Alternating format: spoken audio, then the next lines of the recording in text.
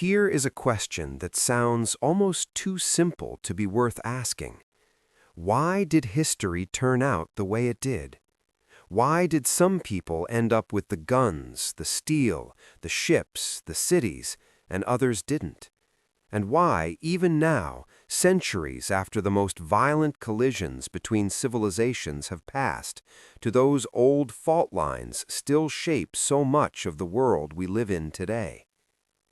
That is the question at the heart of this entire journey. And before we go a single step further, it's worth stopping here, right at the beginning, to understand exactly what kind of book we're dealing with and what kind of thinking it's going to ask of us. Jared Diamond opens with a confession. Most books that call themselves world histories aren't really about the whole world. They're about Western Eurasia and North Africa, maybe a little China if you're lucky. And the rest, Sub-Saharan Africa, the Americas, the Pacific Islands, New Guinea, Aboriginal Australia, those get a few footnotes, usually only when European explorers show up to conquer them. Everything before writing, roughly before 3000 BC, gets treated as prologue, as if the real story only starts once someone figures out how to put marks on clay. But here's the problem with that framing. By 3000 BC, the game was already largely decided. Eurasia already had cities, centralized governments, metal tools, domesticated animals pulling plows, and something that looked a lot like early writing. Other parts of the world had none of those things. That gap didn't start at 3000 BC. It had already been building for thousands of years. Which means, if you want to actually understand why the modern world looks the way it does, you have to go back further, a lot further. And this is where Diamond makes an argument that is quietly radical. He says the standard explanations for why Eurasia came to dominate the world, explanations involving capitalism, scientific inquiry, mercantilism, advanced technology, those are proximate factors. They're real, but they're not ultimate causes. They're the what, not the why. Asking why capitalism flourished in Western Europe but not in Mexico is like asking why a particular tree grew tall without asking about the soil it was planted in. You're still one step away from the real answer. The deeper question is, what created the conditions for all of those things to develop in the first place? And that question takes us out of the last few centuries and into deep prehistory, tens of thousands of years back, when the foundations were being laid not through anyone's genius or ambition, but through the quiet, grinding logic of geography and biology. Diamond has an image for all of this that he clearly loves. He says history is like an onion. The modern world is just the outer layer, the part you see first.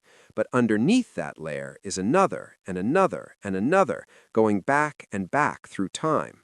Most histories peel off one or two layers and call it done. This book intends to go all the way down to the core, and he is completely unapologetic about that. He calls the process of peeling those layers fascinating, challenging, and of overwhelming importance to us today. What's actually happening here is that Diamond is setting the terms for a completely different kind of historical inquiry, not one focused on great leaders and turning point battles, but one that asks structural questions, environmental questions. Why did certain plants grow in certain places? Why did certain animals allow themselves to be domesticated while others never did? Why do the continents run the direction they run? These are the kinds of questions that will drive this whole story forward. We see the same approach all the time in modern systems thinking, whether it's economists trying to understand why some countries develop and others don't, or epidemiologists tracing the deep roots of a disease outbreak back through decades of policy decisions. The real causes are rarely the obvious ones. The obvious ones are almost always just symptoms. And Diamond is perfectly clear about what his answer is not going to be. It is not going to be about racial differences in intelligence or ability. That argument, he says, is not just morally repugnant, it is also factually wrong. The evidence simply does not support it. The people who were not conquered because they were less capable of building civilizations. They were conquered because of where they happened to live and what that meant for the tools and diseases and political structures that their descendants inherited. So here we are at the start of an enormous journey. 13,000 years of human history stretched across every continent on the planet, all being asked to answer one central question. And right now, at this very early moment, it already feels like the ground is shifting slightly under your feet. Because the story you think you know about how the world got this way, it's probably missing most of the actual explanation. The surface has been peeled back. Now it's time to see what's underneath. So we've just been introduced to the idea that history is an onion, and that to understand the world we live in, you have to be willing to peel it all the way back. Now it's time to meet the man who asked the question that started all of this. The year is 1972. Jared Diamond is walking along a beach on the island of New Guinea. He's a biologist studying bird evolution, and he's just heard about a local politician named Yali, who is something of a legend in the district. And as it happens, Yali comes walking down the same beach that day. They fall into step together and talk for an hour. And during that conversation, Yali asks Diamond a question that is so direct, so simple, so devastatingly precise that Diamond spends the next 25 years of his life trying to answer it. Why is it, Yali asks, that you white people developed so much cargo and brought it to New Guinea, but we black people had little cargo of our own? In New Guinea, the word cargo means all of it: steel axes, medicines, clothing, food, umbrellas, matches, all the manufactured goods that Europeans brought with them when they arrived. To Yali, these things weren't mysterious. He'd grown up around them. He understood their value. What he couldn't understand was why his people hadn't made them. Because Yali himself was razor-sharp, curious, charismatic, politically astute, and clearly as intelligent as anyone Diamond had ever spoken with. And that's exactly what made the question so hard to dismiss. Diamond is completely honest here. He didn't have an answer, not then. And here's where it gets interesting, because the more he thought about it, the more he realized that almost nobody did, at least not an honest one. The most common answer, the one lurking beneath the surface of polite conversation and textbooks for decades, was race. The implicit assumption that some peoples were simply better suited for building civilizations than others, that European conquest was the natural expression of European superiority, intellectual, cultural, biological. And Diamond spends a significant amount of time dismantling this idea, not just morally, but scientifically, because it deserves to be taken apart piece by piece. Consider what he says about New Guineans themselves. After decades of living and working among them, Diamond's conclusion is that New Guineans are, on average, probably more intelligent than Westerners, not less. The reasoning is striking. In New Guinea, survival has historically depended on genuine individual intelligence, navigating a complex jungle environment, managing tribal politics, avoiding warfare, finding food under difficult conditions. Natural selection over generations has favored cognitive sharpness. In Europe and other densely populated societies, survival was far more often a question of whether your immune system could handle the latest epidemic, which has far less to do with brain power and far more to do with blood chemistry. And on top of that, Diamond notes that Western children grow up passively absorbing TV and entertainment for hours a day, while New Guinean children spend their waking hours actively engaging with their environment. Almost every study of child development emphasizes that active stimulation produces sharper minds. So the racist explanation doesn't just offend, it gets the facts backwards. And Diamond is clear why this matters. Until we have a real explanation for history's pattern, people will keep defaulting to the wrong one. That's the moral imperative behind this whole project. Other standard explanations fare no better. Cold climates making Northern Europeans more inventive? No. Northern Europeans contributed almost nothing to civilization until the last 1,000 years. They were recipients of advances developed elsewhere. What about river valleys requiring complex irrigation bureaucracies? Archaeological evidence shows that political centralization came first and irrigation followed, not the other way around. What about the proximate factors? Guns, steel, ships, germs? Yes, those are real, but they're not ultimate causes. They're just the next layer of the onion. The real question is why those things developed in Europe and not in the Inca Empire or among the Aboriginal Australians. Diamond lays out his answer in a single sentence, and it's worth sitting with for a moment.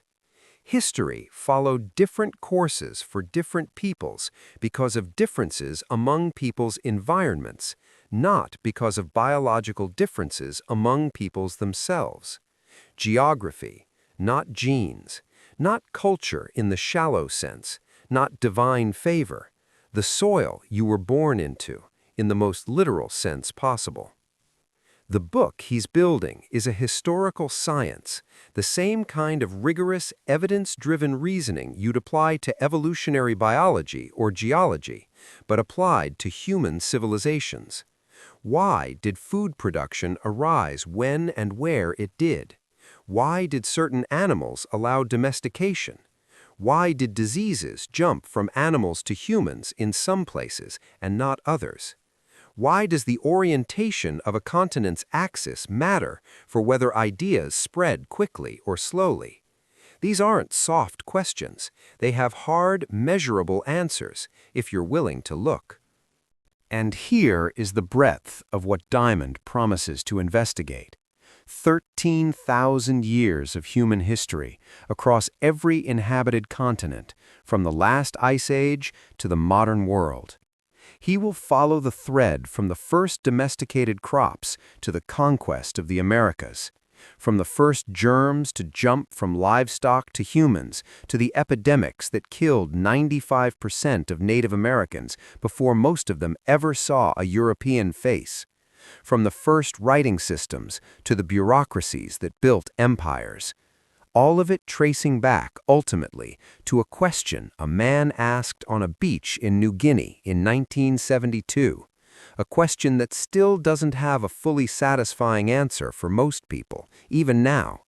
A question whose real answer, Diamond believes, is buried not in human nature, but in the world that surrounded us, the plants and animals and geography and climate that shaped everything else without anyone ever choosing it to be so.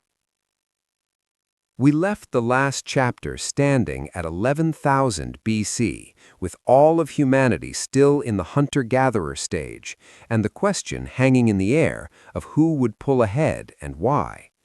Now we know what question we're trying to answer, and the next step is to find the smallest version of the experiment, the one that makes the proof undeniable before we scale it up to the whole world. After everything Yali's question laid out, the promise that environment, not race, explains history, it would be easy to accept that idea in the abstract and move on. But Diamond is a scientist, and scientists don't just assert things, they test them. So before scaling up to 13,000 years of world history, he does something clever. He finds a small, controlled experiment that proves the principle first. And the story he starts with is one of the most chilling in this entire book. December 1835, the Chatham Islands, 500 miles off the coast of New Zealand. 2 ships arrive, carrying 900 Maori warriors, armed with guns, clubs, and axes.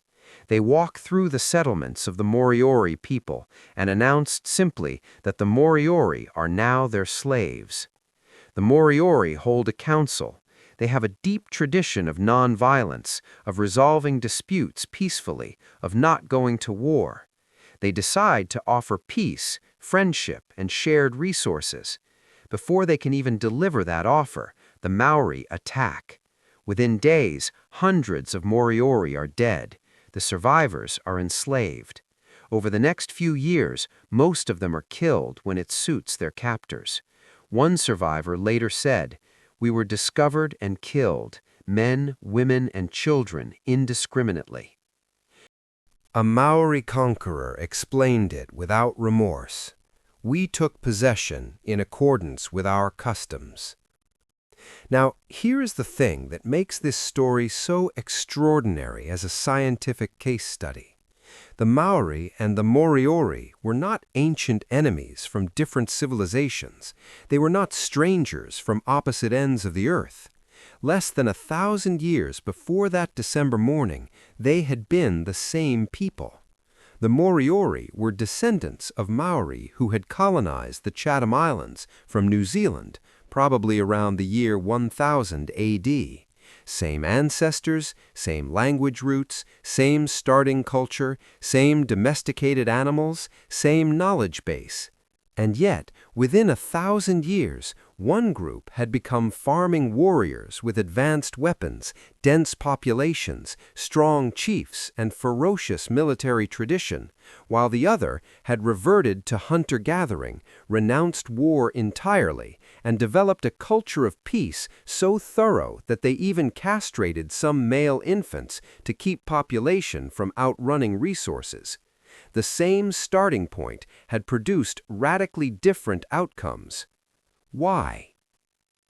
The answer is environment, almost entirely. The Chatham Islands were simply too cold for Polynesian crops to grow. The Moriori arrived with farming knowledge and farming traditions, but the climate stripped those tools away from them. With no agriculture, they couldn't produce food surpluses. Without surpluses, you can't feed specialists, no craftsmen, no soldiers, no bureaucrats, no chiefs with real power.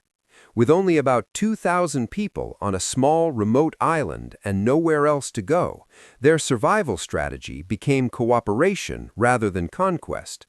Their peaceful culture wasn't weakness, it was a rational adaptation to their situation.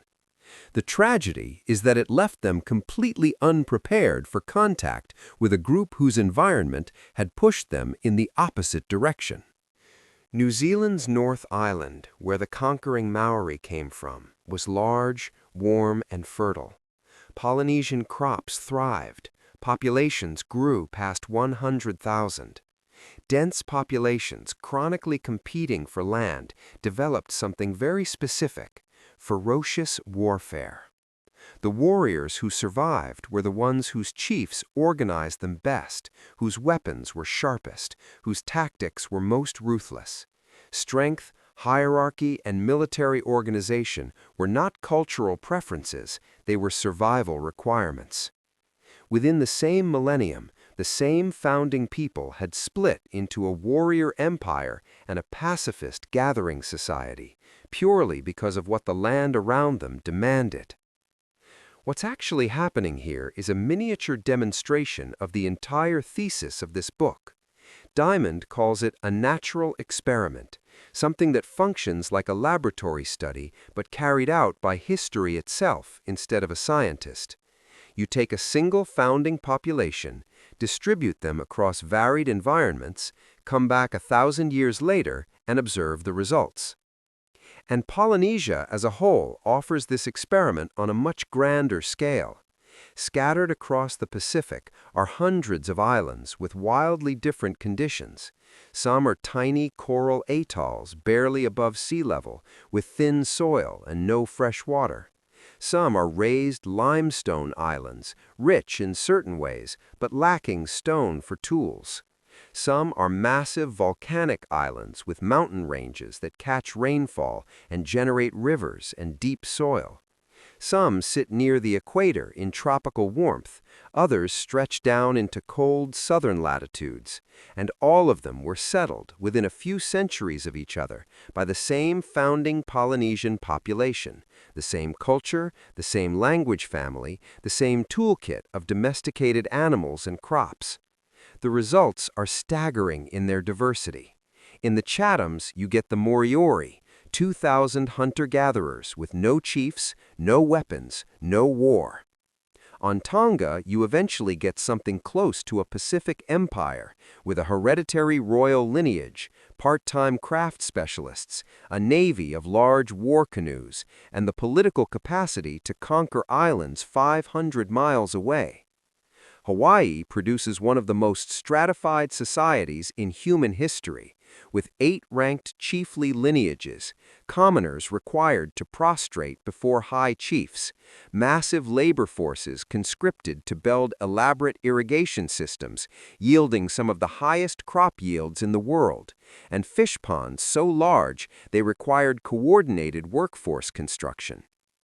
Easter Island produces the famous giant stone statues, 30-ton monoliths raised by 7,000 people with no power source but human muscle, evolving in exactly the same direction as the pyramids of Egypt or Mexico, but on a smaller scale, simply because the population was smaller.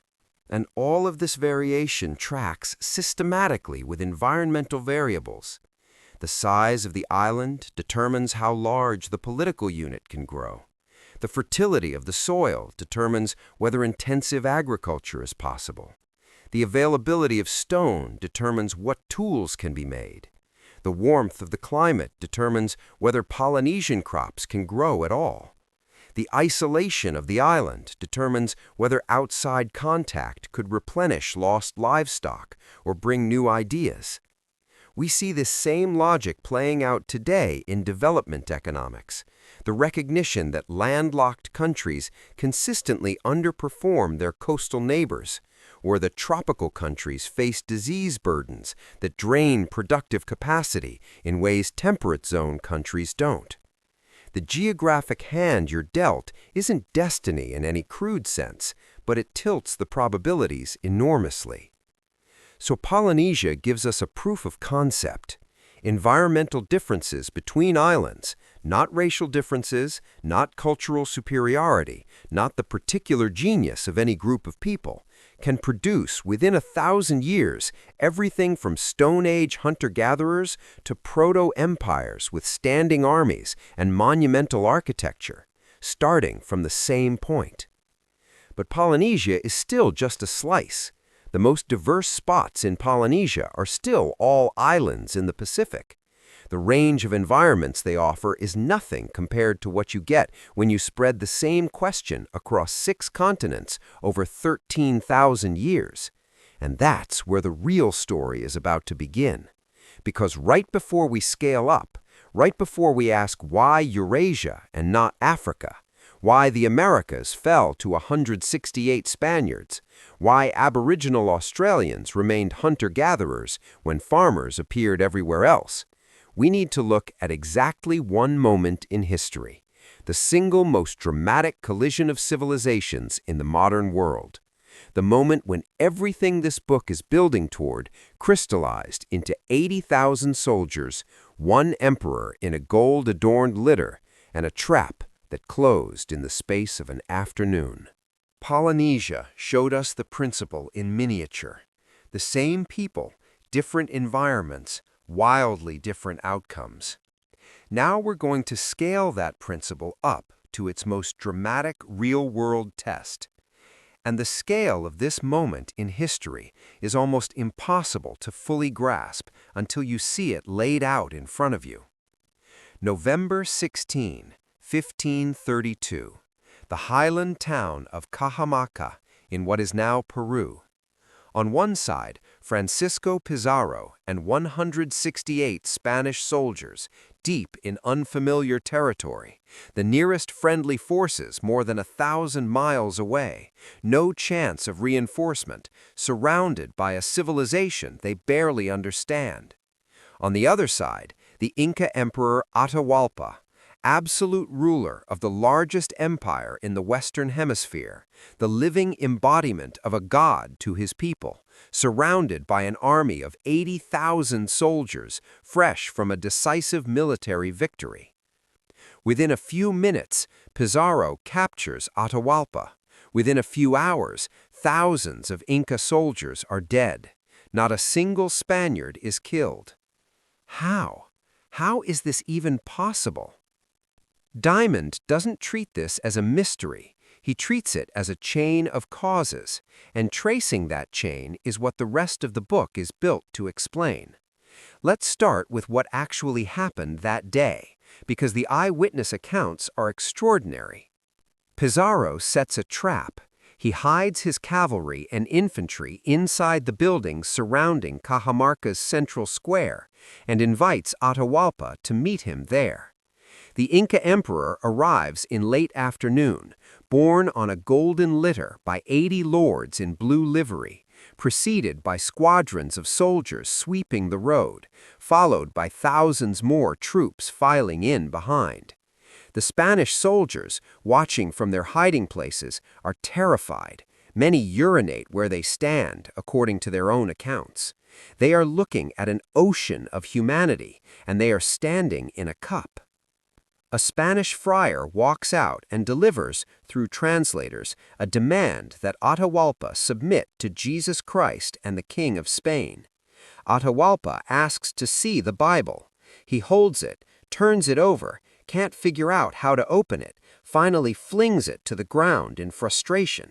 The friar runs back, shouting that God's law has been cast down. Pizarro gives the signal, the guns fire, the horses charge, the battle cry, Santiago, tears through the air, and in the next few minutes, chaos consumes the square. The Inca soldiers who had filed in with Atahuallpa were ceremonial, unarmed or lightly armed, dressed in finery, present as a display of imperial magnificence rather than a combat force. Atahuallpa's main army is camped outside the town, but those soldiers, 80,000 of them, more than enough to annihilate the Spanish in seconds, don't move. Not one of them raises a weapon. They are paralyzed by the chaos, the noise, the sight of armored men on horseback slamming through the crowd like something out of a nightmare. A wall of panicking bodies presses against the square's perimeter until it collapses. When the cavalry pours out onto the plain, the Inca army simply runs. 7,000 Incas die, 0 Spaniards. Now Diamond walks us through the causal chain. The most immediate factors are obvious: Spanish steel swords, steel armor, guns and horses versus Inca bronze clubs, quilted armor, and no cavalry. Steel cuts through bronze. Horses on open ground cannot be stopped by infantry. Even the guns, which are primitive and hard to reload, produce enormous psychological effect. Armies that have never faced cavalry or artillery simply do not know how to respond. The shock alone is paralyzing. But the chain goes deeper. How did Atahuallpa end up at Cajamarca at all, in a weakened position? He was there because a smallpox epidemic, spreading overland ahead of the Spanish from their settlements in Panama and Colombia, had killed the previous Inca emperor and triggered a civil war between Atahuallpa and his half-brother. Atahuallpa had only just won that war. The empire was divided, exhausted, and vulnerable. Pizarro walked into a state that disease had already destabilized before a single sword was drawn. Smallpox, a disease the Spanish carried without dying from it because European populations had been living with it for centuries and had developed substantial immunity. A disease the Incas had never encountered and before which they died in staggering numbers. The epidemic that created the Civil War hadn't been a weapon deliberately deployed by Pizarro. It was an invisible advance force that history had loaded into the encounter thousands of years before either man was born. And then there's literacy. Pizarro was illiterate himself, but he belonged to a literate civilization. Spanish explorers had already published reports of their conquests in Mexico. Pizarro had explicitly modeled his ambush at Cajamarca on Hernán Cortés's capture of Montezuma a decade earlier. He arrived with a strategy field-tested against another empire and documented in books. Atahuallpa, by contrast, had no knowledge of the Spanish at all, no first-hand accounts, no written history of other civilizations being conquered, no framework for understanding that this small band of strangers represented the spearhead of a civilization capable of swallowing his entire world. When his envoy visited the Spanish camp and reported back that they were not fighting men, Atahuallpa believed it. He had no reason not to. This is just like today, when intelligence asymmetries decide conflicts before a single shot is fired, when one side has satellite imagery, historical context, and strategic databases, and the other side is making decisions based on rumor and incomplete observation. Information is a weapon. And in 1532, the information gap between Spain and the Inca Empire was a chasm. But even now, standing inside all these immediate explanations, we're only halfway to the real answer. Why did the Spanish have steel? Why did they have horses? Why did their diseases devastate the Incas and not the other way around? Why did writing develop in Europe and not in Peru? These are not proximate causes, they're symptoms. The real disease, so to speak, runs deeper. That's what Diamond is building toward. He names the proximate factors clearly: military technology, epidemic disease, maritime technology, writing, and centralized political organization. These are the guns, germs, and steel of the title. They are what allowed 168 men to topple an empire of millions. But they themselves are downstream effects of something even more fundamental, something that begins not with conquest, but with agriculture, not with swords, but with seeds. And that is the thread we pick up next. Because long before anyone forged the steel that cut down Atahuallpa's litter-bearers, someone somewhere made a quiet, unremarkable decision that changed everything. They decided, or stumbled into, planting the first crop. And that single act set everything else in motion. The thread we're pulling on right now is deceptively simple. Pizarro captured Atahuallpa with steel weapons, horses, and germs. Those advantages all traced back to something more fundamental, and that something, the engine behind all of it, was farming. But why farming? What is it about growing your own food that eventually produces swords and empires and epidemic disease? The answer turns out to be far more expansive than it first appears. Diamond opens with a story from his own past, working on a farm in Montana in the summer of 1956. One of his fellow farmhands was a Blackfoot Indian named Levi. Polite, responsible, clearly intelligent. And one Sunday morning, Levi staggers in drunk after a long night, cursing the farmer who employed them both. "Damn you, Fred Hershey, and damn the ship that brought you from Switzerland." In that single outburst, Diamond says, he heard the entire history of what had happened to the Native Americans of the West. Fred Hershey's family was proud of what he'd built. Levi's people had been robbed of the land where their famous warriors once roamed, and the farmer had beaten the warrior. How? For almost all of human history, every person on Earth was a hunter-gatherer. Farming appears only about 11,000 years ago, a tiny fraction of our total time as a species, and yet within that relatively brief window, farming societies didn't just grow, they expanded, they conquered, they displaced or absorbed virtually every hunter-gatherer population they came into contact with. The Blackfoot warriors were no exception to a pattern that played out on every inhabited continent. Something about agriculture is extraordinarily powerful, and it's worth understanding exactly what. The first and most brute force advantage is caloric density.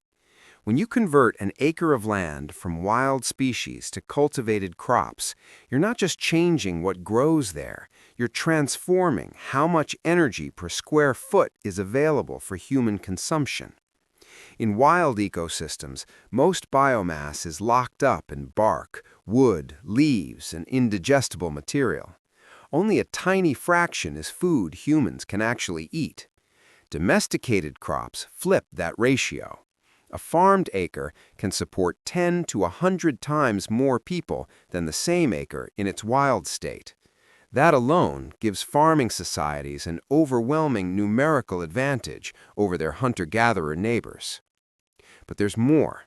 Domestic animals don't just provide meat, they provide milk, which means you get calories from them multiple times over the course of their lives, rather than just once at slaughter.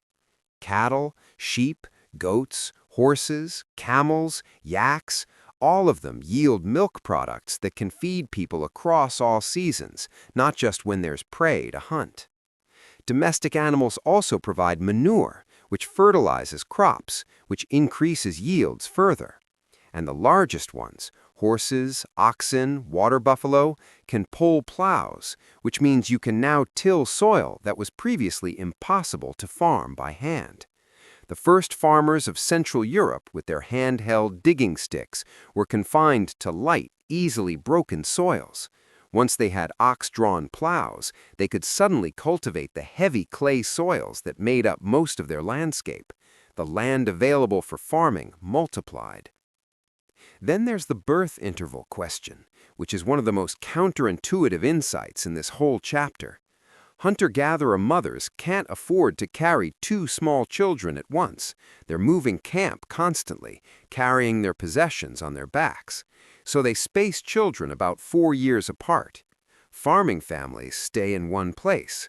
A sedentary mother can have another baby as soon as the previous child is weaned, roughly every 2 years. The same woman, over the same reproductive span, produces twice as many children. Population growth in farming societies isn't just supported by more food, it's accelerated by the simple fact of not moving. Add to this the ability to store food. Hunter-gatherers who catch more than they can eat in a few days simply leave the rest. They can't guard it while they travel. Farming societies can build granaries, store harvests, accumulate surpluses across multiple seasons. And stored surpluses are the foundation of everything that comes next. Because here's the chain of causation that Diamond lays out so clearly. Stored food surplus means you can feed people who don't grow food. Feed people who don't grow food and you get specialists. And specialists are how you build everything else. You get priests who provide ideological legitimacy for political authority. You get metalworkers who develop better weapons. You get scribes who preserve information across generations. You get soldiers who train full-time rather than fighting between harvests. You get kings and bureaucrats who organize thousands of people toward collective goals. Diamond makes this point with a striking example from New Zealand. The Maori, a farming people, and the British Empire clashed in the 19th century. The Maori were extraordinary fighters. They won stunning victories, but they couldn't maintain an army in the field permanently because they needed people back home farming. The British fielded 18,000 full-time professional soldiers. That's what food surplus buys you. Not just numbers, sustained, organized, professional military force. And then there's what is perhaps the most important connection of all. Germs. Domestic animals are the evolutionary origin of the most lethal human infectious diseases. Smallpox from cattle, flu from pigs and ducks, measles from cattle, plague from rodents. When you bring animals into close contact with humans over generations, new diseases jump the species barrier. The first farming communities that acquired these diseases died in enormous numbers. But the survivors and their descendants developed genetic resistance. Over centuries, populations living alongside livestock became significantly more immune to these diseases than populations who had never encountered them. When those disease-resistant populations then came into contact with peoples who had lived without livestock, Native Americans, Aboriginal Australians, Pacific Islanders, the results were catastrophic. Smallpox, measles, and influenza tore through previously unexposed populations with kill rates that can reach 90%. This wasn't a deliberate weapon. It was an invisible consequence of 10,000 years of living alongside cows and pigs. So farming doesn't just feed more people. It generates the specialists who build technology and write history. It generates the political structures that organize armies and fleets. It generates the population density that breeds epidemic disease and then, over time, partial immunity to it. It generates the horses and camels that carry soldiers faster and farther than anyone on foot. All the proximate factors that allowed Pizarro to topple Atahuallpa, the steel, the guns, the horses, the political organization, the literacy, the germs, trace back, in one way or another, to the decision to plant. But this immediately raises the next question, which is the one that will drive the next 5 chapters. Not everyone became a farmer at the same time. Some regions developed agriculture independently. Others received it from neighbors. Still others never developed it at all, right up to the moment Europeans arrived. Why? Why did farming arise in the Fertile Crescent 10,000 years ago, but not in Aboriginal Australia? Why did it appear in China and Mesoamerica independently, but spread to Europe mostly by diffusion? What determines whether a region becomes a heartland of food production or a place that has to wait or never receives it at all? The answer isn't in the people. It's in the plants. We've established the engine. Farming generates surpluses, surpluses generate specialists, specialists build empires. Now the next question is the one that actually drives everything. Who got farming, when did they get it, and why didn't everyone get it at the same time? Because this is where the real inequality in history was born, not in the conquest itself, but in the 10,000-year gap in agricultural head starts that made the conquest almost inevitable. And here is something immediately surprising. The places that led the world in developing food production were not the places that seemed, to modernize, most obviously suited for it. If you went back to 4000 BC and looked at a map of the world's emerging agricultural centers, you wouldn't see the rich, well-watered plains that feed billions of people today. You'd see places that are somewhat dry, somewhat marginal, somewhat difficult. The hilly flanks of what we now call the Fertile Crescent in modern Iraq and Iran, the highland valleys of Mexico, the semi-arid Andes, and parts of China's river basins. Areas that today might feel more like hardship postings for farmers than agricultural heartlands. Meanwhile, places like California, the Argentine Pampas, southeastern Australia, and the Cape of South Africa, places that today produce enormous quantities of food and seem perfectly suited for agriculture, were still occupied by hunter-gatherers when Europeans arrived. That's not a minor puzzle. That's a major anomaly that demands explanation. How could California, with its Mediterranean climate and fertile valleys, have remained without indigenous agriculture when the Fertile Crescent was already farming 10,000 years earlier? Before answering that, Diamond gives us the tools to understand how archaeologists even figure out where and when agriculture started. The primary evidence comes from plant and animal remains at excavated sites, and the key insight is that domesticated species look different from their wild ancestors. Domestic cattle are smaller than wild aurochs. Domestic goats have twisted horns instead of scimitar-shaped ones. Domesticated peas are 10 times heavier than wild peas. These physical changes, visible in preserved bones and seeds, tell scientists when and where domestication was happening. Combined with radiocarbon dating, which uses the known decay rate of carbon-14 to calculate how old organic material is, archaeologists can build a map of when food production appeared across the globe. And what that map shows is striking. Only 5 regions definitely developed agriculture completely independently, from scratch, without borrowing from anyone else. The Fertile Crescent, with the earliest confirmed dates around 8500 BC, China almost as early, Mesoamerica, with dates that keep shifting but settle somewhere around 3500 BC, the Andes, and possibly the adjacent Amazon, and the eastern United States around 2500 BC. There are a few additional candidate regions: Africa's Sahel zone, tropical West Africa, Ethiopia, New Guinea, where local plants were domesticated, though it's sometimes unclear whether outside influence triggered the process. That's it. Out of dozens of ecologically suitable regions across the globe, only a handful independently invented agriculture. Everyone else either received it from these centers or never developed it at all. This immediately raises a question: why these places and not others? The answer has several threads, and Diamond will spend multiple chapters pulling them apart, but the broad answer begins to emerge here. These independent centers of agriculture shared something.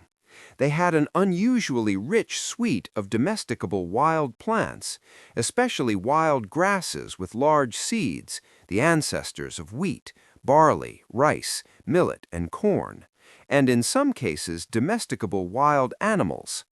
The Fertile Crescent, which leads all other regions in timing, was extraordinarily well stocked. It had wild wheat, wild barley, wild lentils, wild peas, wild chickpeas, and wild ancestors of 4 of the world's most important domesticated animals.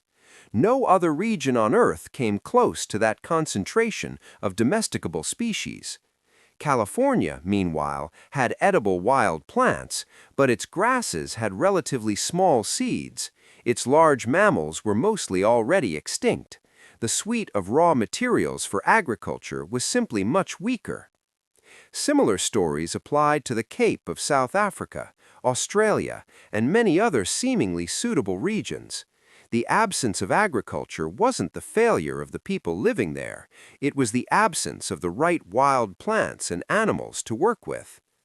From those few independent centers, agriculture spread, but not equally in all directions or at all speeds.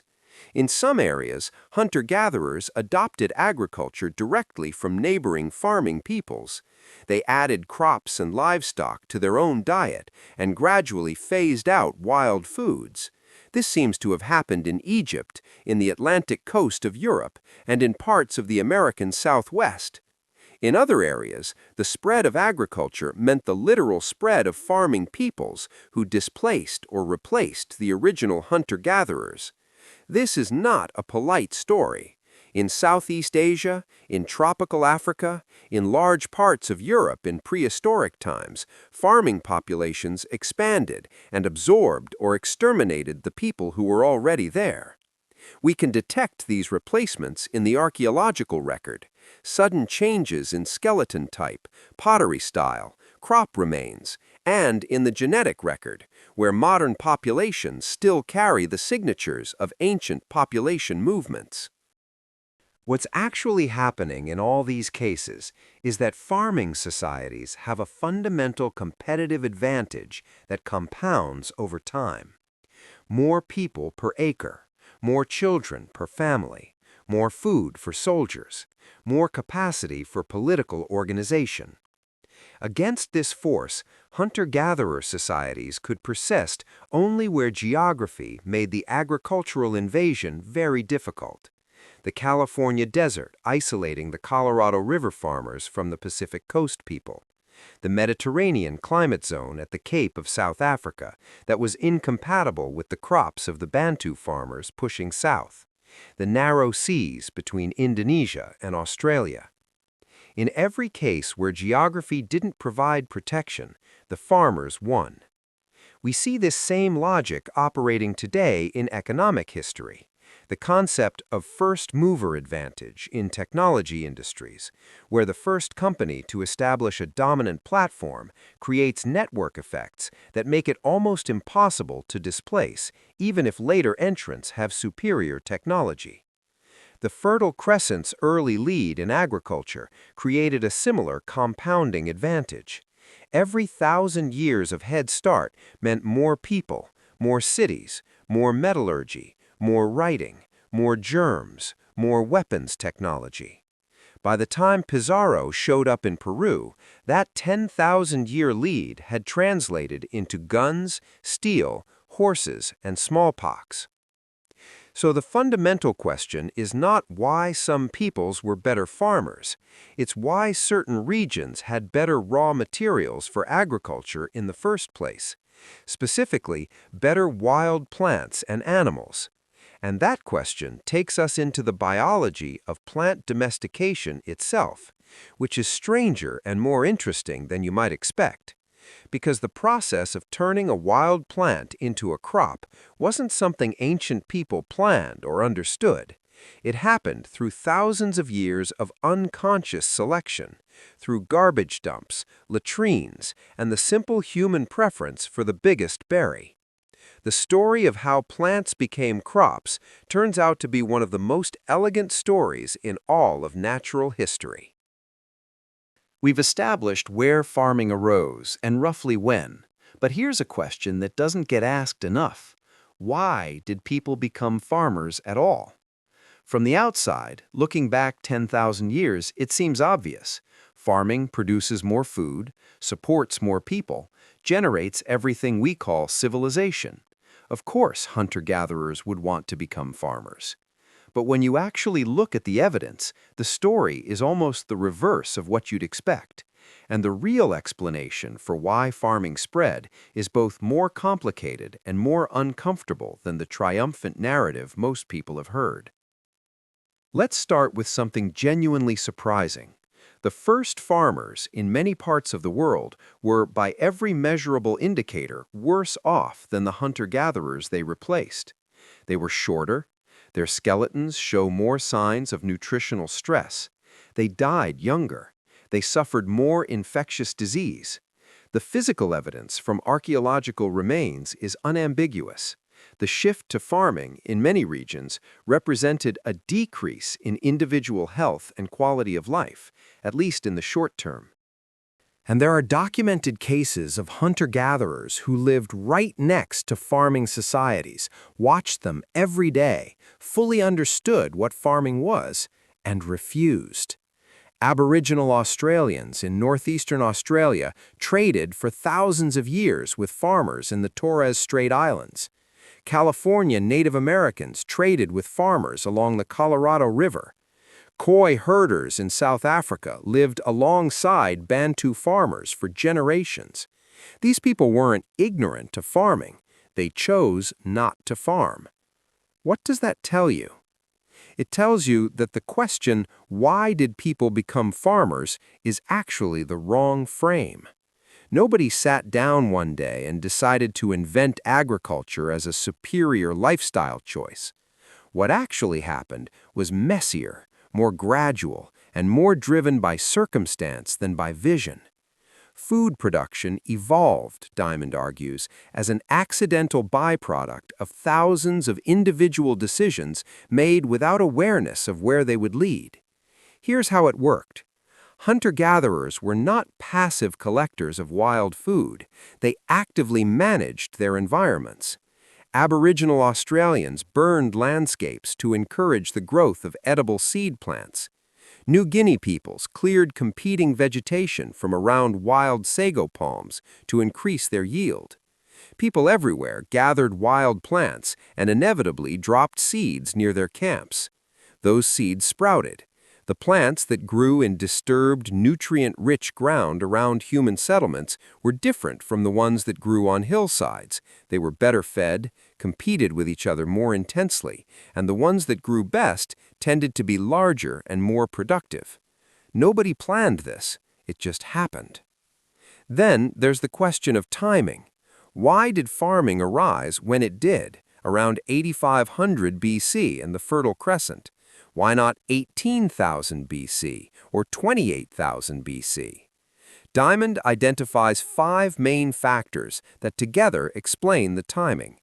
The first is the decline of wild game. The large mammal extinctions at the end of the Pleistocene, the mammoths, the giant sloths, the enormous North American fauna that vanished when humans arrived, reduced the payoff from hunting dramatically. The most rewarding wild food sources were disappearing, making the labor of cultivation relatively more attractive. The second factor is a climate-driven expansion of wild cereals in certain regions. Around 11,000 BC, as the climate warmed and stabilized after the last ice age, the range of wild wheat and barley in the Fertile Crescent expanded enormously. Suddenly, there were vast hillsides carpeted with wild grain, enough to harvest in quantity, enough to make the investment in sickles and storage pits worthwhile. The third factor is the cumulative development of technology for collecting and processing wild foods. You can't farm wheat if you don't have sickles to harvest it, baskets to carry it, mortars to grind it, and pits to store it. All of these things were developed for wild cereal harvesting in the Fertile Crescent, and once they existed, they were directly applicable to cultivated crops. The fourth factor is rising population density. More people in an area creates pressure to extract more calories per acre, which tips the balance toward the intensive investment that farming requires. And the fifth factor is what Diamond calls autocatalysis. Farming and population growth are mutually reinforcing. More food supports more people need more food. More need drives more intensification. Once the cycle starts, it feeds itself. But even with all of this, the adoption of farming was rarely a clean, all-or-nothing decision. In most cases, it was piecemeal and tentative. Coastal Germany had farmers living 125 miles to the south for 1,300 years before the coastal people adopted agriculture. Some groups adopted livestock before crops. Others added one crop at a time. The Japanese, whose hunter-gatherer lifestyle based on rich seafood was extraordinarily productive, were very slow to shift toward intensive food production from the Asian mainland. The Swedes actually adopted farming around 3000 BC and then abandoned it 300 years later, reverting to hunter-gathering for 4 centuries before finally taking it up again. What this means is that the transition to farming was less a decision and more a drift, a long, messy, back-and-forth process where the ultimate outcome was determined by competitive dynamics more than by conscious choice. The real driver in the spread of agriculture wasn't that people chose it because it was better. It's that farming populations outgrew and outcompeted hunter-gatherer populations wherever the two came into contact. Not necessarily through violence, though that happened too, simply through numbers. 10 farmers can raise more children per generation than 10 hunter-gatherers can on the same patch of land. Over centuries, that arithmetic is decisive. This is where the story turns uncomfortable, because the spread of agriculture in many parts of the world meant the replacement of existing peoples by incoming farmers. Not adoption, not borrowing, replacement. In Indonesia, in tropical Southeast Asia, in most of sub-Saharan Africa, the original hunter-gatherers were pushed out or absorbed by expanding farming populations. The few hunter-gatherer groups that survived into modern times were mostly the ones living in places where incoming farmers couldn't follow. Too cold, too dry, too isolated, or ecologically incompatible with the crops the farmers were bringing. Australia's Aboriginal peoples were protected by the narrowness of the seas between them and the nearest farmers, and by the fact that the crops developed in New Guinea and Southeast Asia didn't grow well in Australia's conditions.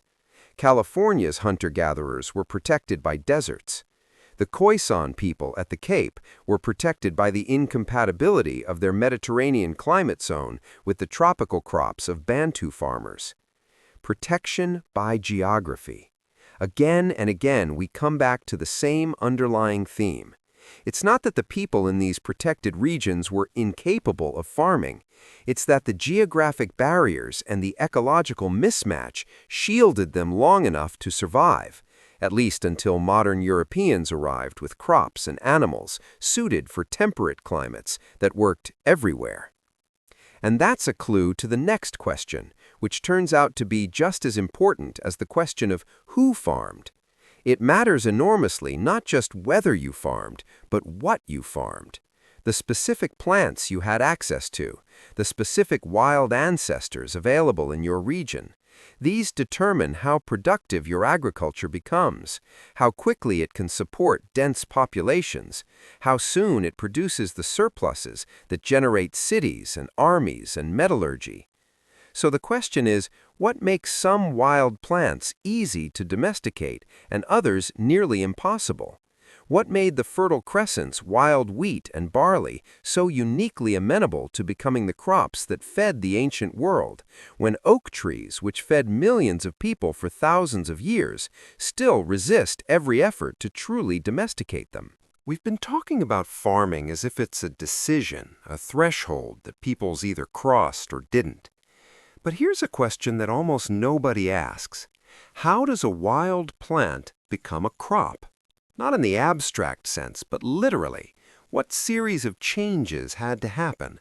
Who caused those changes? And why did those changes happen to some plants and not others? Because the answer is one of the strangest and most elegant stories in all of biology, and it completely changes how you think about what farming actually is. Start with the almond. Wild almonds contain amygdalin, a chemical that your body converts into cyanide. A handful of wild almonds contains enough to kill a person. And yet almonds are one of the earliest domesticated crops in the Mediterranean world, cultivated at least by 3000 BC in the eastern Mediterranean. How does a lethal nut become a snack food? The answer is that nobody planned it. Somewhere in the ancient Near East, there were occasional almond trees that carried a single gene mutation, preventing them from producing amygdalin. In the wild, these trees died out. Birds and animals discovered their tasty, non-bitter seeds and ate them all, leaving nothing to sprout. But some curious human child or hungry wanderer, nibbling around the landscape, bit into one of these rare non-bitter almonds and didn't die. Noticed that it was good, brought some home.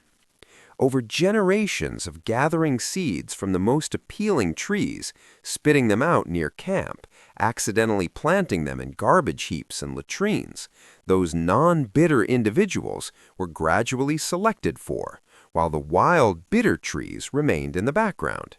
Nobody was trying to domesticate almonds, they were just eating the ones they liked. This is the core insight of this chapter. Plant domestication was, in its earliest stages, almost entirely unconscious. It was evolution driven not by natural selection in a wild landscape, but by human preference. And those two selective forces pushed in opposite directions in almost every case. Think about how a plant normally spreads its seeds. Wild strawberries are green, hard, and bitter when unripe, then become red, sweet, and soft when the seeds are ready to disperse. That color change is an advertisement to birds. Come eat me now. The bird eats the strawberry, flies away, defecates the seeds somewhere new. The plant's reproductive strategy is working perfectly. But when humans start gathering strawberries, they prefer the biggest, reddest, sweetest ones, and they carry them home, and their seeds end up in the garbage.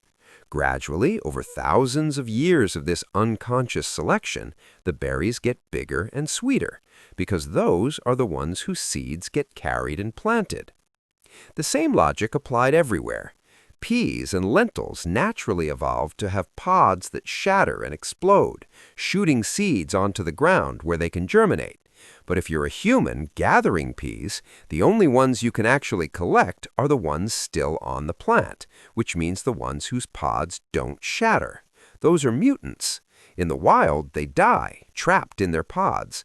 But among early farmers, those were the only ones that got harvested, that got brought home, that got planted the following year. Within a few generations of cultivation, exploding pods had mostly disappeared from the crop. Nobody chose this. The farming process itself selected for it. Wild wheat and barley have stalks that shatter when ripe, dropping the seeds to the ground. Again, mutants with non-shattering stalks would be the only ones available to harvest. The first farmers, harvesting with simple sickles on dry hillsides, would have naturally cut the stalks that were still standing. These were the non-shattering mutants. These were the ones they brought home and replanted. This single change, from shattering to non-shattering stalks, was probably the first major human modification of any crop plant. And it happened before anyone understood genetics, before anyone had a plan, purely through the logic of what was available to collect.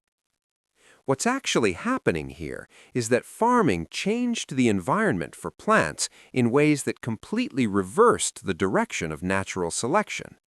In the wild, plants that scatter their seeds widely survive. In a farmed field, plants that hold their seeds until a human comes to cut them survive. In the wild, seeds with thick coats that prevent them from germinating immediately are safer.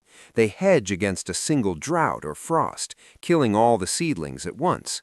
On a farm, where the farmer is deliberately watering and tending the soil, seeds that germinate immediately when planted are the ones that produce a harvest. Slowly, the crop became something entirely different from its wild ancestor, not because anyone intended it, but because the new environment rewarded different traits.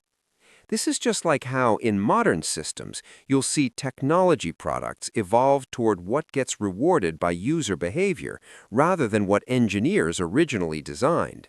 The users, through their millions of small choices, effectively become the selective force shaping the product, often in directions nobody planned. Now here's where geography comes back in, because the Fertile Crescent had an enormous advantage in this process. The wild ancestors of its early crops were already extraordinarily useful even before domestication. Wild emmer wheat and wild barley could be harvested in natural stands that yielded up to a ton of seeds per hectare, with a caloric return ratio of 50 calories out for every 1 calorie of work in. Hunter-gatherers in the Fertile Crescent were already harvesting wild grain in such quantities that they'd built permanent villages before they even started planting intentionally. The crops required very little genetic change to be useful. The non-shattering stalk mutant and slightly improved germination were nearly all that was needed. Contrast that with corn's wild ancestor, teosinte, which looks so different from modern corn that botanists argued for decades about whether it was even related. Teosinte produces a few tiny seeds wrapped in a rock-hard casing. It would have been nearly worthless to a hungry gatherer. For teosinte to become corn, it needed radical changes in reproductive biology, enormous increases in seed production, and the loss of those stony coverings. This transformation took thousands of years of intensive selection. The Fertile Crescent's crops were easy. The Americas' leading crop was extraordinarily hard. And then there's the question of self-pollination. Most of the Fertile Crescent's early crops were hermaphrodites that could fertilize themselves. This matters enormously for domestication. If you find a mutant plant with, say, especially large seeds, you want its offspring to have large seeds too. But if your plant has to cross-pollinate with random neighbors, the offspring will be a mix, and your desirable mutation will be diluted away. Self-fertilizing plants preserve useful mutations from generation to generation naturally, without any need for understanding genetics. The Fertile Crescent's flora was stacked with self-pollinators. Most of the world's wild plants were not. The cumulative effect of all these factors, the richness of the wild ancestors, the ease of the required genetic changes, the high rate of self-pollination, is that the Fertile Crescent domesticated its crops faster and earlier than anywhere else. And that head start compounded over millennia into everything that followed: denser populations, more specialists, more technology, more germs, more political organization. All of it tracing back to the fact that 10,000 years ago, a particular region of the world happened to have the right wild plants. But plants alone were not enough. The Fertile Crescent had something else that most of the world's regions lacked, something that multiplied the agricultural advantage even further. It had animals, the right animals. And that story turns out to be just as constrained by geography and biology as the story of plants, but for completely different and equally surprising reasons. The question Diamond opens this chapter with sounds simple but cuts deep. When some region failed to develop independent agriculture, was the problem the people or the plants? Was it cultural failure or biological limitation? And he frames it with a wonderful example. Why didn't Native Americans domesticate the wild apples growing in North America? Were the Indians somehow blind to the agricultural potential sitting right in front of them? Or was the apple itself the problem? Before answering, Diamond makes a point worth pausing on. There are around 200,000 species of wild flowering plants on Earth. But of those, the vast majority are useless as food: inedible wood, toxic leaves, fruits with no nutrition, seeds too small to bother with. Only a few thousand are eaten by humans at all, and just a few hundred have been more or less domesticated into crops. And even among those, the world's food supply is dominated by just 12 species: wheat, corn, rice, barley, sorghum, soybeans, potatoes, manioc, sweet potato, sugarcane, sugar beet, and bananas. Those 12 account for over 80% of all the food calories consumed by humans today. We haven't added a single major new food crop in the modern era, despite all our agricultural science. This suggests that ancient peoples really did find and domesticate almost every wild plant worth domesticating. The question isn't whether ancient people were smart enough. They clearly were. The question is what the local wild plants were like. To demonstrate this concretely, Diamond compares 3 regions that all independently developed agriculture: the Fertile Crescent, New Guinea, and the eastern United States. The contrast is stark. The Fertile Crescent won the botanical lottery. Its Mediterranean climate, mild, wet winters, long, hot, dry summers, selected for annual plants that pack enormous energy into seeds during their 1 year of life, because those seeds have to survive the long, dry season. Annual plants don't waste calories building bark and wood. They invest in seeds that are large, energy-dense, and storable. The Fertile Crescent's flora contained an extraordinary concentration of these plants. The geographer Mark Blumler analyzed the world's 56 largest seeded wild grass species, the cream of the crop in terms of potential cereal domestication, and found that 32 of them were native to the Mediterranean zone of western Eurasia. California, which has a similar Mediterranean climate, had 4. Chile had 2. Southwestern Australia had none at all. That number alone, 32 versus 0, goes a long way toward explaining history. The Fertile Crescent's early farmers were working with the richest available raw material on the planet.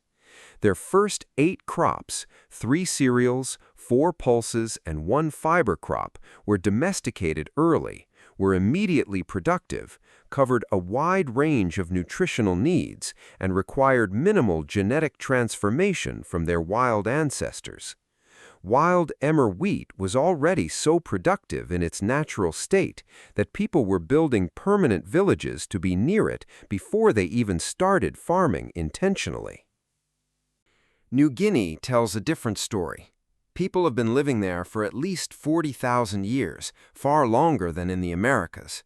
They are, as Diamond knows firsthand, extraordinarily knowledgeable about their local plants and animals. New Guinea farmers did independently invent agriculture, possibly as early as 7000 BC, making it one of the oldest independent centers of food production on Earth. And yet, their agricultural system remained limited in ways that had profound consequences for their societies. Not a single one of the world's 56 largest seeded wild grasses is native to New Guinea, so there were no cereals.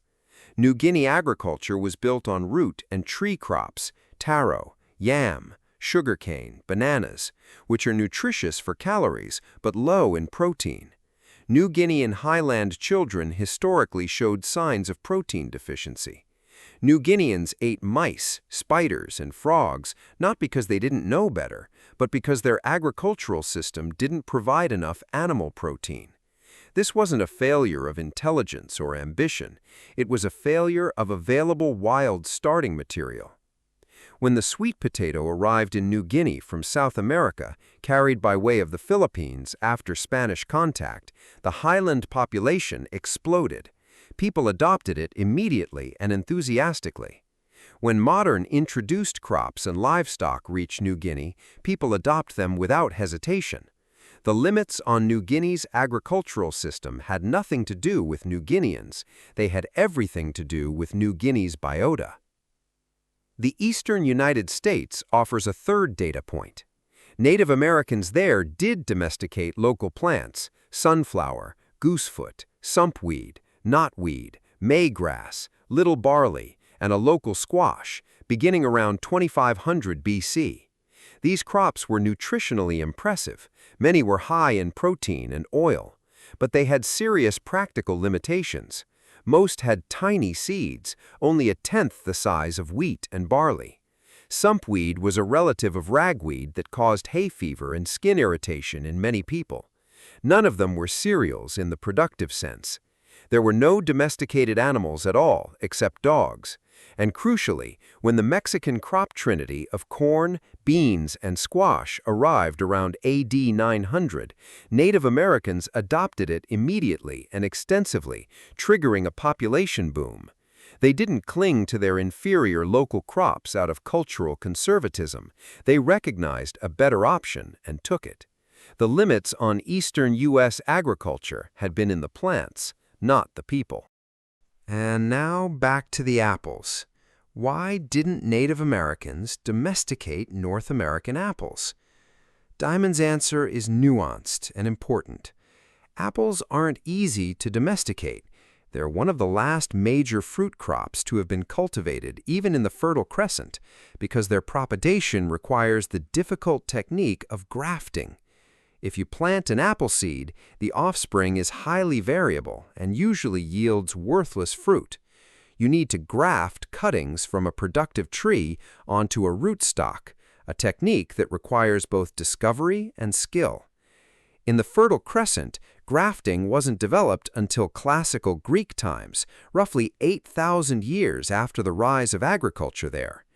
If Native Americans had continued developing agriculture at a similar pace, they might have gotten to apple cultivation around the year 5500 AD. The problem wasn't the Indians, and it wasn't the apples.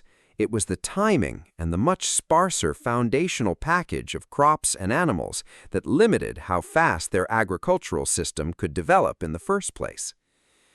The deeper point is this. No region's indigenous peoples lacked the intelligence or the botanical knowledge to identify and exploit their best available wild plants. Ancient farmers everywhere were walking encyclopedias of their local flora. What varied between regions was not human capability, but the richness of the biological starting material. The Fertile Crescent had a spectacular concentration of the right wild species, productive annuals with large seeds, self-pollinating, easily transformed by simple genetic changes, combined with domesticable large mammals that multiplied the agricultural advantage enormously. Other regions had less, and their agricultural timelines reflected that. This is the pattern that runs beneath all of human history, and it brings us to the parallel question that Diamond has been holding in reserve. What about the animals? The story of why only certain animals could be domesticated turns out to be equally systematic, equally constrained by biology and geography, and equally unfair, in a way that left entire continents without the livestock that could have changed everything. We've just seen why only certain wild plants could be domesticated, why the Fertile Crescent's wild grasses were so uniquely suited to become the cereals that fed ancient civilizations, while oaks and many other plants remain wild to this day. Now, the same question applies to animals. The world is full of large, powerful, herbivorous mammals. Africa alone has lions, elephants, zebras, wildebeest, Cape buffalo, hippos, giraffes, and dozens of antelope species. Why did virtually none of them become domesticated? Why did the ancient 14, the 14 species of large mammals that humans have ever successfully domesticated, come overwhelmingly from Eurasia? Diamond opens with a literary flourish borrowed from Tolstoy. Happy families are all alike. Every unhappy family is unhappy in its own way. He calls this the Anna Karenina principle, and it applies with surprising precision to animal domestication. To be happy, that is, to be domesticable, an animal must succeed on multiple simultaneous criteria: diet, growth rate, captive breeding behavior, disposition, panic response, and social structure. Failure on any single one of these criteria is enough to prevent domestication, regardless of how well the animal scores on every other dimension. Consider the ancient 14. The 5 most important, the cow, sheep, goat, pig, and horse, are worldwide today. 9 others have more limited distributions: Arabian camel, Bactrian camel, llama and alpaca, donkey, reindeer, water buffalo, yak, and 2 species of Southeast Asian cattle. These 14 species were domesticated between roughly 8000 BC and 2500 BC.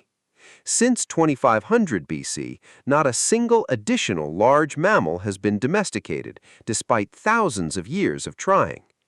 Modern geneticists with full knowledge of animal biology have attempted domestications of eland, elk, moose, muskox, zebra, and American bison. None has yielded an economically significant domestic animal. This near-total failure tells us something important.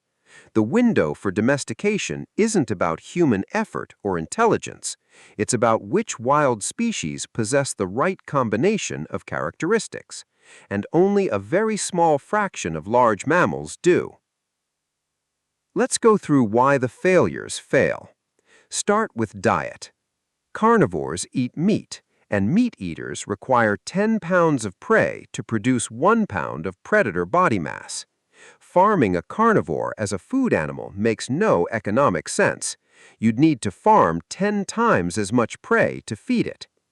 The only exception is the dog, which is technically an omnivore, and which was kept for food primarily in societies with very limited access to other domestic animals. Koalas eat only eucalyptus leaves, making them agriculturally useless. Any animal with highly specialized or inefficient food requirements fails immediately. Growth rate eliminates gorillas and elephants. Both are vegetarians with broad diets and no particular viciousness, representing enormous quantities of meat on the hoof. But a gorilla takes roughly 15 years to reach adult size. An elephant takes even longer. No farmer would maintain a herd for 15 years waiting for the first harvest. This is why Asian work elephants, though tamed and used for labor, were always captured wild and trained, never bred in captivity as true domesticates. Captive breeding behavior eliminated the cheetah from the roster, despite thousands of years of effort.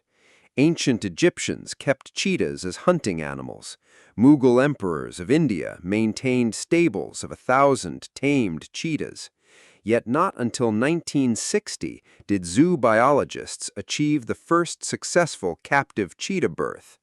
In the wild, cheetah courtship involves multiple males chasing a female across large territories for several days, and this prolonged chase seems to be required to trigger ovulation. In a cage, the ritual doesn't happen, and the female doesn't breed. Similarly, vicuñas, South American wild camels with the finest fiber of any animal, require elaborate territorial and courtship behavior that simply cannot occur in captivity. Disposition rules out grizzly bears, which would otherwise be excellent meat animals. African buffalo, considered the most dangerous animal in Africa, killing more people annually than lions. Hippos, 4 tons of vegetation-eating protein, but responsible for more human deaths than any other African mammal. And zebras. The zebra story is particularly instructive. Zebras have Eurasian horses as close relatives, close enough to interbreed and produce offspring. In the 19th century, determined people hitched zebras to carriages in South Africa. Lord Walter Rothschild drove through London streets in a zebra-drawn vehicle. But zebras are relentlessly aggressive as they mature. They have an uncanny ability to duck a lasso. Even championship rodeo cowboys cannot reliably rope them. They bite and do not let go. They injure more American zookeepers annually than tigers do. All attempts to ride or train adult zebras have essentially failed. The same wild ancestor that produced the horse, genetically so similar, produced an animal that is temperamentally undomesticable because of one feature: disposition. The panic response eliminates most deer and antelope. Gazelles, for instance, were the most hunted large animal in parts of the ancient Fertile Crescent for thousands of years. People must have made countless attempts to keep them in captivity, but gazelles are neurologically wired for instant, explosive flight. They panic in enclosures, batter themselves against walls, and die of shock. A gazelle can leap 30 feet and reach 50 miles per hour. Getting a herd of gazelles to behave in a pen is essentially impossible. Social structure is perhaps the most decisive factor. Almost all successfully domesticated large mammals share 3 specific social traits. They live in herds with stable membership. They maintain a clearly ranked dominance hierarchy among herd members, and their herds have overlapping rather than exclusive territories. Wild horses, for instance, live in groups with a single dominant stallion and a female dominance hierarchy among the mares. Every member of the herd knows its exact rank. The herd moves in a stereotyped order, with the dominant female at the front and the stallion at the rear. When humans take over such a herd, they slot naturally into the dominance hierarchy. The lead human becomes the top-ranking individual, and the animals follow. Young animals imprint on whatever dominant individuals they grow up around, and in captivity, they imprint on humans. Animals that are solitary, territorial, or lack clear dominance hierarchies cannot be domesticated in this way. You cannot herd cats, not because cats are stupid, but because cats are solitary and territorial by nature and are not wired to follow a dominant leader. Most antelope species, despite forming large herds, become territorial during breeding season, which means keeping them in enclosures turns into constant violent conflict. North American bighorn sheep are closely related to the Asian mouflon sheep that became our domestic sheep. But bighorn sheep lack the mouflon's submissive behavior toward dominant individuals. That single missing behavioral trait excluded them from domestication. The geographical result of all this is stark. Eurasia began with 72 candidate large mammal species and domesticated 13 of them, an 18% success rate. Sub-Saharan Africa had 51 candidates and domesticated 0. The Americas had 24 candidates after the Pleistocene extinctions and domesticated only 1, the llama, alpaca. Australia had virtually no candidates at all. When Eurasian domestic animals reached sub-Saharan Africa, Africans adopted them enthusiastically and immediately. Cattle and sheep transformed African societies in exactly the ways Diamond would predict. The failure to domesticate Africa's animals had nothing to do with African peoples. It had everything to do with the animals themselves. Zebras are not cattle. Cape buffalo are not water buffalo. These near relatives differ on the specific criteria that make the difference between a working partnership with humans and a lethal incompatibility. So Eurasia had better plants and better animals. The crops came first and densest from the Fertile Crescent, and the animals were distributed across the continent, with sheep and goats in the southwest, pigs across a wider range, horses in the Ukrainian steppes. But here is the next piece of the puzzle, and it turns out to be just as important as what the crops and animals were. It's about where they were and which direction the continents run. Because the Fertile Crescent's advantage wasn't just having the right raw materials, it was that those raw materials could spread fast, far, and reliably in a way that the crops and animals of the Americas and Africa simply could not. We've seen that the Fertile Crescent had a spectacular biological lottery win, the richest concentration of domesticable wild plants and animals anywhere on Earth. But having great crops and animals is only part of the equation. What actually determined the long-term fate of civilizations wasn't just what you had, it was how far and how fast those things could spread to other peoples. And here, Diamond introduces what might be the single most counterintuitive geographic insight in the entire book. Look at a map of the world. Notice which direction the continents run. Eurasia runs east-west. The Americas run north-south. Africa runs north-south. This seemingly simple fact about which direction a landmass is oriented turns out to explain an enormous amount of human history, more, arguably, than any other single geographic variable. Here's why. Plants are not infinitely adaptable. A crop domesticated at one latitude is calibrated through thousands of years of natural selection to grow under the specific conditions of that latitude: day length, seasonal temperature fluctuation, rainfall regime, the timing of frost and thaw. When you move a plant east or west along the same latitude, almost all of those conditions stay the same. The days are the same length, the seasons arrive at the same time, the frosts come when the plant expects them. Crops can travel east-west with relatively little adaptation needed. But move a plant north or south and you're changing the entire package. Longer or shorter days, earlier or later seasons, different disease regimes, different rainfall patterns. A corn plant adapted to Mexican latitudes, planted in Canada, would try to germinate in March under 10 feet of snow. Even if it survived, it would grow at a leisurely pace calibrated for Mexico's long growing season and get killed by autumn frost before producing a single cob. Adapting crops to new latitudes requires many generations of selective breeding and takes centuries or millennia.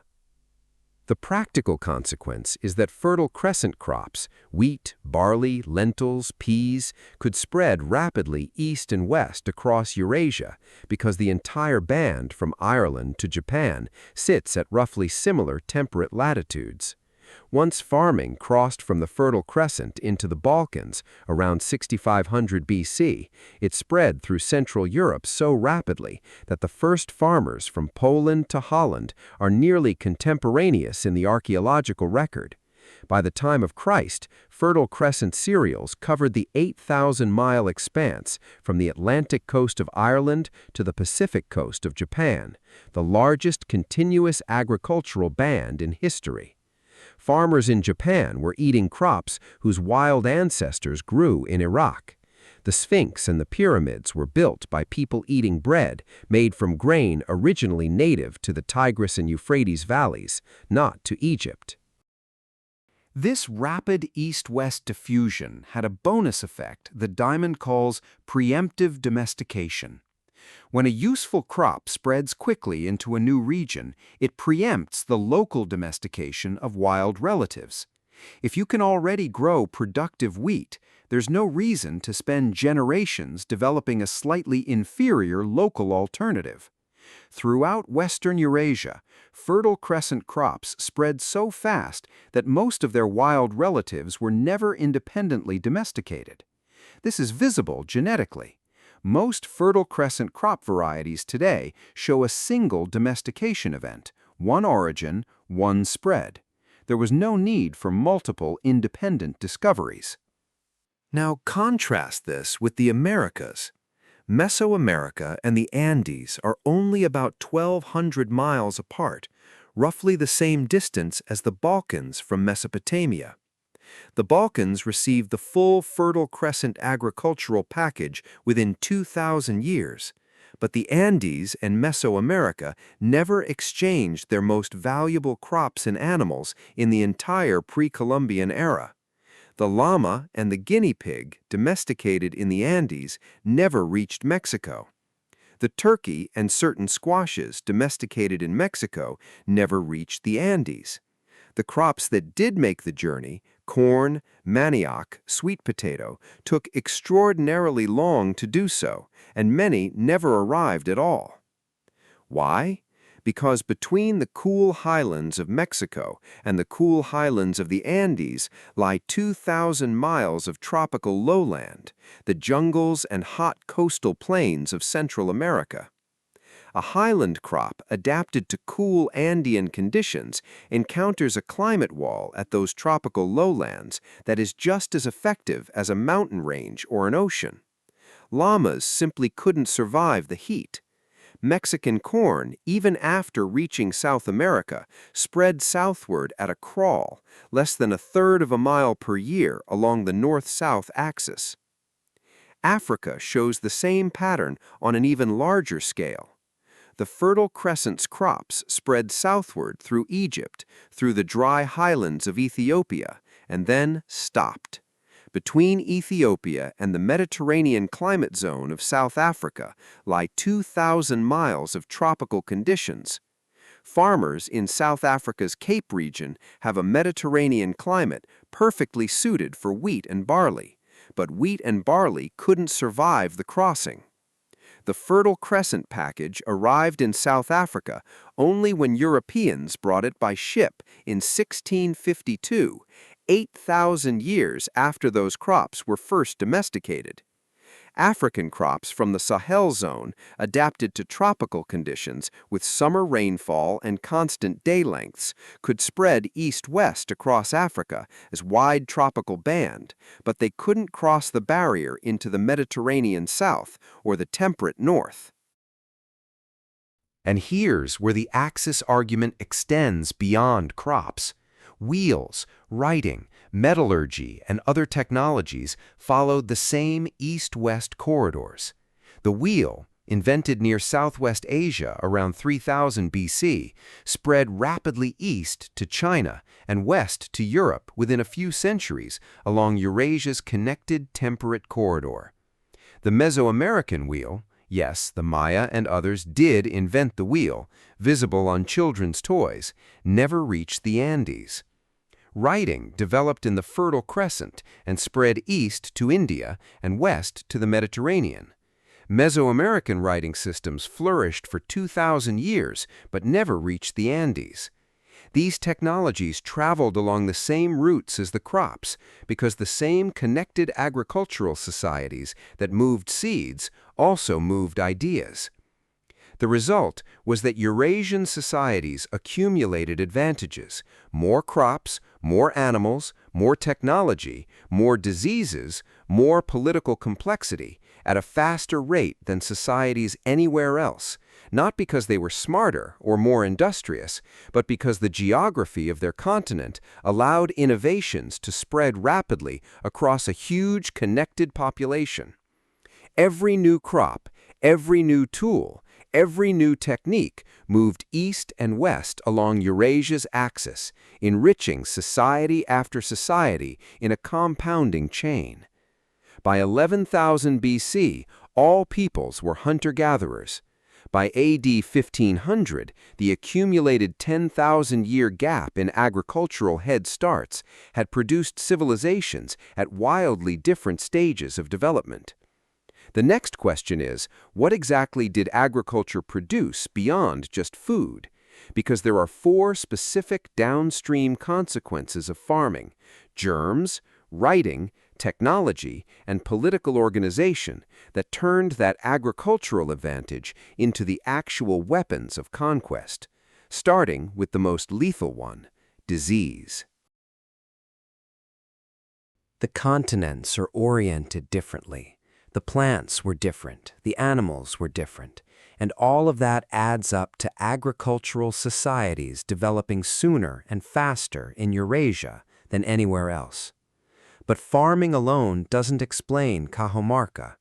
A naked Eurasian farmer would have no advantage over a naked Inca warrior in a hand-to-hand fight. The farming advantage had to be converted into something else, something more direct. And the most lethal conversion wasn't the one made of steel. It was the one made of protein and bacteria and 200 generations of cattle living in close quarters with human beings. Germs. More Native Americans were killed by Eurasian microbes than by Eurasian swords. More victories in the history of European conquest were won by epidemics spreading ahead of armies than by any general or any weapon. This is not hyperbole. It is one of the most well-documented facts in historical epidemiology. And understanding why the germ exchange was so lopsided, why Eurasian diseases devastated the Americas, the Pacific, and sub-Saharan Africa, while no epidemic disease from those regions struck back at Europe, requires us to understand the relationship between farming and disease at its deepest biological level.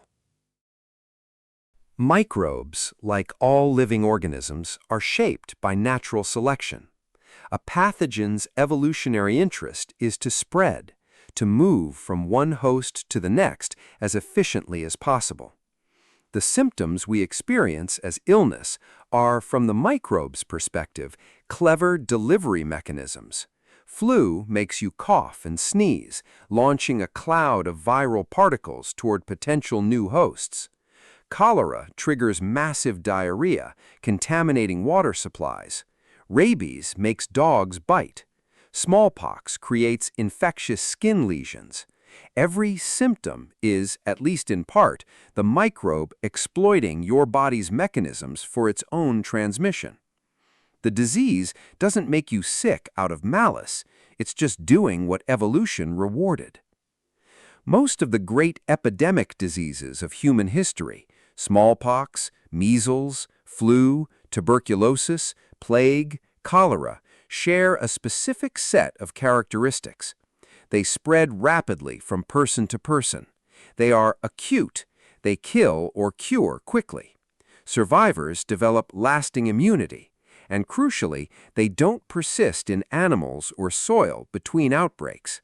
They are what epidemiologists call crowd diseases. They can only sustain themselves in large, dense, continuously renewing human populations. Measles, for instance, requires a population of at least 500,000 people to keep circulating, enough new non-immune individuals appearing through births to give the virus somewhere to go when the current cohort of survivors has become immune.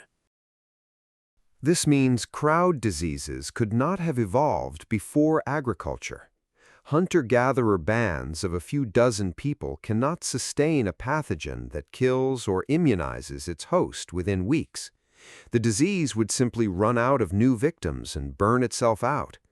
The rise of farming created dense, sedentary populations living in their own sewage, surrounded by stored grain that attracted rodents, trading with other villages and towns, a perfect amplifier for epidemic disease. Cities turned the volume further. Roman trade routes connecting Europe, North Africa, India, and China created one enormous disease breeding ground. Epidemics followed trade routes the way sparks follow a trail of gunpowder. But where did the crowd diseases themselves come from? Here is the critical insight. They came from livestock. Smallpox is most closely related to cowpox and other pox viruses in cattle. Measles is most closely related to rinderpest, a cattle disease. Tuberculosis was transmitted from cattle. Flu evolved from viruses in pigs and ducks, pertussis from pigs and dogs. These pathogens jumped the species barrier when humans began living in close daily contact with domestic animals, sleeping near them, drinking their milk, breathing their breath, handling their feces. Over thousands of years, animal pathogens adapted to their new human hosts. The humans who survived developed partial immunity. Their descendants inherited some of that resistance. After 10,000 years of coevolution with domestic livestock, Eurasian populations had accumulated substantial genetic and immune resistance to diseases that were essentially barnyard infections. When those Eurasian populations then came into contact with peoples who had never lived with cattle, pigs, sheep, or horses, peoples whose immune systems had never been trained against these pathogens, the result was catastrophic.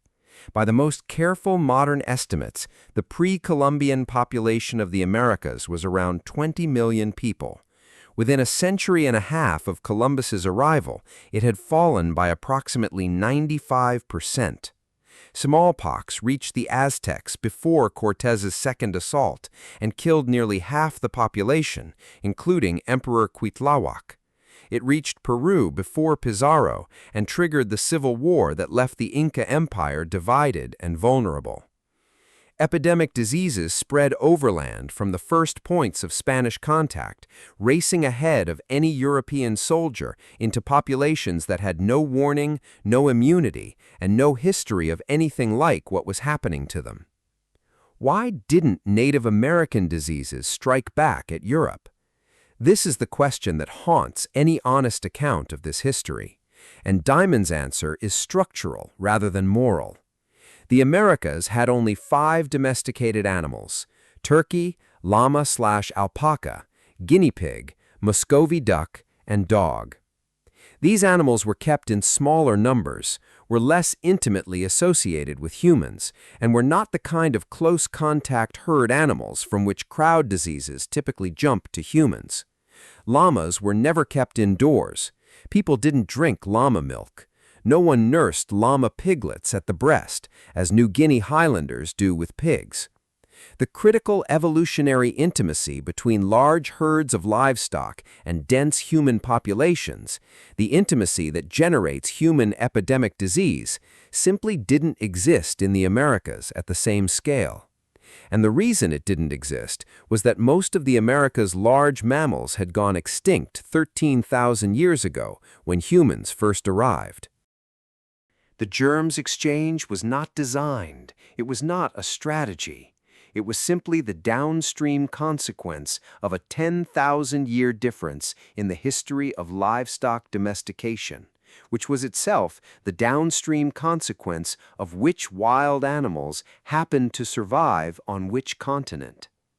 Africa had massive herds of wild mammals, but none domesticable at scale. The Americas had wild mammals until humans arrived and hunted them to extinction. Eurasia had the right animals in the right places, and the farming populations that developed there spent millennia building up an invisible biological arsenal that they didn't know they carried.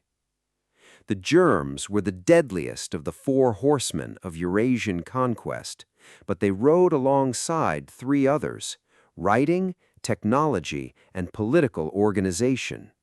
And all four of them, in different ways, trace back to the same ultimate cause. Writing arose where food production arose earliest, because writing requires literate elites supported by agricultural surpluses. Technology advanced fastest where dense populations could support full-time specialists. Political organization grew most complex where food surpluses supported chiefs, kings, and armies. Each of these proximate advantages is another face of the same underlying geographic fortune. And the most visible face, the one that perhaps most clearly shows how knowledge itself becomes a weapon, is the story of writing. Germs traveled ahead of armies, but knowledge traveled ahead of germs.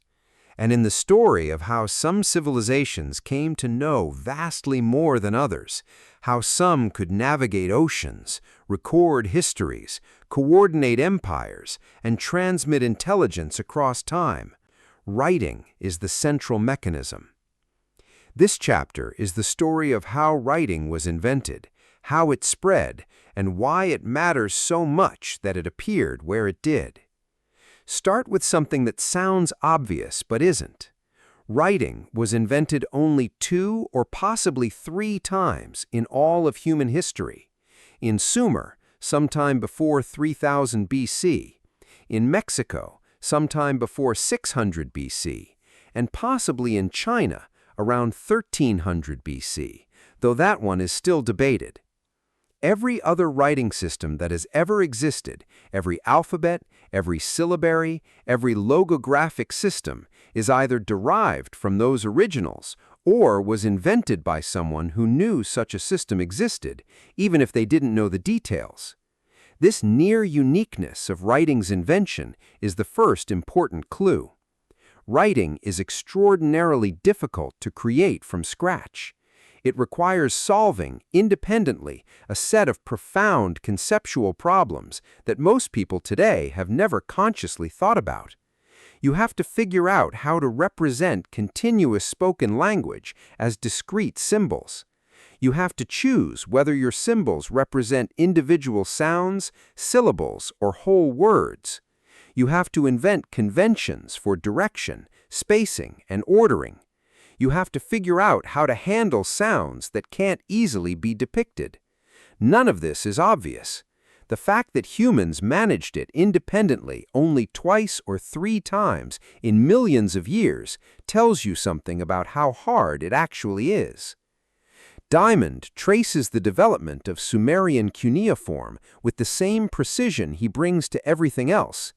It begins thousands of years before 3000 BC with clay tokens of simple shapes used for accounting, tracking numbers of sheep, quantities of grain. Gradually, clay flat tablets replace the tokens. Pointed styluses leave marks that gradually become standardized pictograms. A picture of a fish means fish. A picture of a bird means bird. Then, a crucial innovation, the rebus principle. In Sumerian, the word for arrow and the word for life were both pronounced T, so you draw an arrow to mean life. You can now represent abstract concepts, things you can't draw, by borrowing the sound of something you can draw. This is the key conceptual breakthrough that enables phonetic writing. Without it, writing is just a picture dictionary. With it, it becomes a system for recording language. Mesoamerican writing, probably originating in southern Mexico around 600 BC, arrived at similar principles independently and from a completely different direction. The Maya writing system, the most elaborate and best understood of the Mesoamerican scripts, uses both logograms and syllabic signs, organized on principles parallel to those of Sumerian cuneiform, despite the fact that there is no plausible channel of contact between them. Two civilizations, separated by the Atlantic Ocean and thousands of years, solved the same fundamental problems in remarkably similar ways. This parallel evolution isn't mysterious. It reflects the underlying universality of language structure. Every other writing system in history came from one of these two sources, either through direct copying or through what Diamond calls idea diffusion. Knowing that it can be done is enough to inspire someone to figure out how. He illustrates idea diffusion with a beautiful example. A Cherokee man named Sequoyah in early 19th century Arkansas, who was illiterate and spoke no English, but who understood that white people used marks on paper to communicate. He spent years developing a syllabary for the Cherokee language, eventually settling on 85 signs, some of them borrowed from the shapes of English letters, but used with completely different meanings, since Sequoyah didn't know what any of them meant in English. The result was brilliant. The Cherokee syllabary was adopted within years. The tribe achieved near universal literacy, and they printed newspapers. Sequoyah never understood English. He reinvented, from scratch, a completely different system of writing based purely on the knowledge that writing was possible. The line from Sumerian cuneiform runs through Egyptian hieroglyphs, which appeared around 3000 BC, under circumstances suggesting idea diffusion from Sumer, through the Semitic consonantal alphabets of Syria and the Sinai, through the Phoenician alphabet, through the Greek alphabet where vowels were first systematically included, through the Etruscan alphabet, and into the Roman alphabet you are reading right now. The names of our letters, A, B, C, D, are the degraded descendants of Semitic words. Aleph means ox, Beth means house, Gimel means camel, Daleth means door. The shapes of the letters were originally pictures of those objects. You can still see the ox's head if you turn a capital A upside down. But here is the part of the writing story that connects back to the larger argument of the book. Writing arose only where food production arose first. Sumer was the earliest center of agriculture in its hemisphere. Early Mesoamerica was one of the first in the New World. China's Yellow River Valley was another early agricultural center. Writing requires literate specialists who are supported by agricultural surpluses. It requires political structures complex enough to need record-keeping. It requires the social stratification that produces a class of people with leisure for learning. And critically, writing tends to be invented to serve the needs of power. The earliest Sumerian tablets are dry accounting records. Claude Lévi-Strauss, quoted by Diamond, put it more starkly. Early writing's main function was to facilitate the enslavement of other human beings. Writing spread along the same corridors as crops and disease, east-west through Eurasia, far faster than north-south through the Americas or Africa. The alphabet traveled from the eastern Mediterranean to Ireland in roughly 2,000 years, reaching every literate society along Eurasia's temperate corridor. In the Americas, Mesoamerican writing systems flourished for over 2,000 years without ever reaching the Andes, separated by the same tropical barriers that blocked llamas from going north and corn from going south. When Pizarro captured Atahuallpa in 1532, his literate civilization was drawing on thousands of years of accumulated written knowledge about strategy, navigation, geography, and previous conquests. Atahuallpa had none of that. He literally could not have read what was happening to him, even if someone had written it down. This is just like the information asymmetry in any modern conflict, whether between corporations in a legal dispute, nations in a trade negotiation, or armies in an intelligence contest. The side with better record-keeping, better information systems, better institutional memory consistently outperforms the side without. Writing doesn't just store information, it compounds it across generations. A civilization with writing doesn't just know what its current inhabitants know, it knows everything its ancestors knew, if they wrote it down. That is an exponential advantage over time. The same logic that explains writing's origins and spread also explains the origins and spread of technology, which is the story of the next chapter. Because what's true of writing, that it arose where agriculture arose, spread where geography permitted, and compounded advantages over time, turns out to be exactly true of invention itself. The question isn't whether Eurasians were more creative. The question is what kinds of societies produce inventors, and whether those inventors' ideas can travel. We've traced how farming generated population density, and how density generated germs, and how germs decimated the unprepared. We've traced how farming generated surpluses, and how surpluses generated scribes, and how scribes generated writing, and how writing compounded knowledge across generations. Now comes the question of technology itself, of guns and steel and printing presses and wheels. The common story is that technology advances because geniuses appear at the right moment and invent things. The real story is stranger, messier, and far more interesting. And it starts with a clay disc.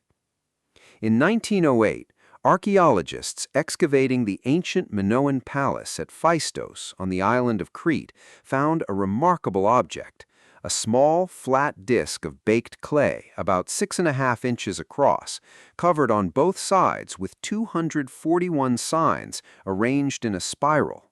It is, as far as anyone can tell, the oldest printed document in the world. The signs were made with individual stamps pressed into the clay rather than being scratched in. A printing press of a sort, made in 1700 BC. And then, nothing. The technology didn't spread. No other Phaistos discs have ever been found. The script has never been deciphered. The whole innovation simply stopped. Contrast that with Johannes Gutenberg's printing press in 1455 AD. Within decades, printing had spread across all of Europe.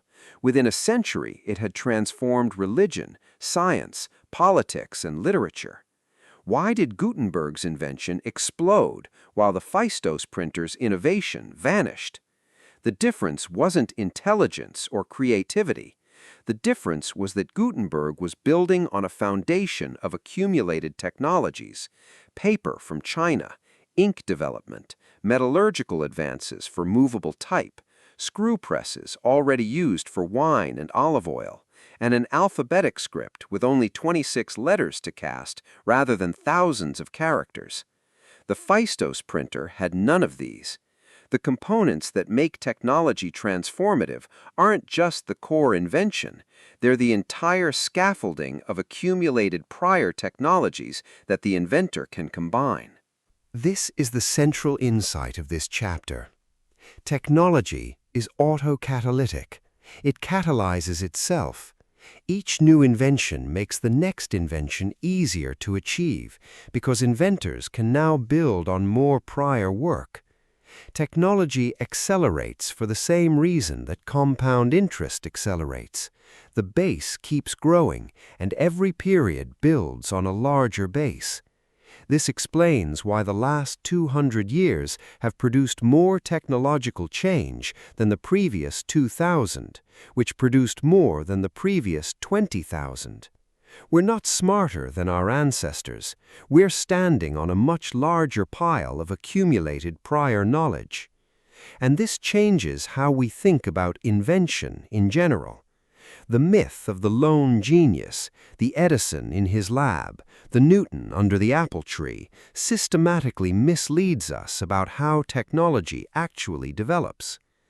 Diamond looks at the history of major inventions and finds that most of them arose either because someone was actively trying to solve a problem, or because a technology was already possible and the conditions were right for someone to stumble into it. Needs aren't always driving technology. Often the technology gets invented first and the use discovered afterward. James Watt didn't invent the steam engine because the textile industry needed it. He was asked to repair a model of an earlier steam engine for a demonstration, and his improvements to that model eventually launched the Industrial Revolution. The sewing machine, the automobile, the airplane, none of these were invented because a specific need demanded them. They were invented, and then the needs emerged around them. But here is where geography re-enters the story. Societies differ enormously in how easily they can receive technology from others. The most isolated society in recent history was the Aboriginal Tasmanians, living on an island 100 miles from Australia, cut off by water for 10,000 years. They had no contact with any other society and could only accumulate what they invented themselves. Over those 10,000 years, they actually lost technologies, including bone tools and fishing, that mainland Australians retained. This isn't stupidity, it's the consequence of isolation. A society of a few thousand people, cut off from everyone else, generates far fewer inventors, has far fewer occasions for accidental discovery, and lacks the competitive pressure that drives adoption of new technologies. When neighboring societies have guns and you don't, you acquire guns very quickly or you cease to exist. Japan's rejection of firearms is one of Diamond's most striking examples. By 1600, Japan had more and better guns than any country on Earth. Then the samurai class, for whom elegant sword combat was a cultural marker of status, persuaded the government to restrict, then license, then essentially eliminate gun manufacture. Japan was an island. It could afford this cultural choice for 2.5 centuries because no gun-toting neighboring nation was going to invade. Then, in 1853, when Commodore Perry's U.S. fleet appeared with cannons, Japan resumed gun manufacture very, very quickly. Geographic isolation had allowed a cultural fad to override military pragmatism. The moment isolation ended, pragmatism reasserted itself. This explains one of the most important patterns in technological history. Eurasia accumulated technology fastest, not just because it had the most people or the earliest agriculture, though both of those mattered enormously. It accumulated technology fastest because its east-west axis allowed innovations to spread rapidly across a huge connected population, where any society that adopted a better technology could outcompete its neighbors, and any society that rejected a technology was immediately at risk from those that didn't. The wheel, invented near the Black Sea around 3400 BC, spread across most of Eurasia within a few centuries. Not because everyone was copying the same design, though they often were, but because the utility of wheels was so obvious that any society encountering them immediately recognized the advantage. Eurasian societies were deeply interconnected along shared latitudes. Technologies moved fast.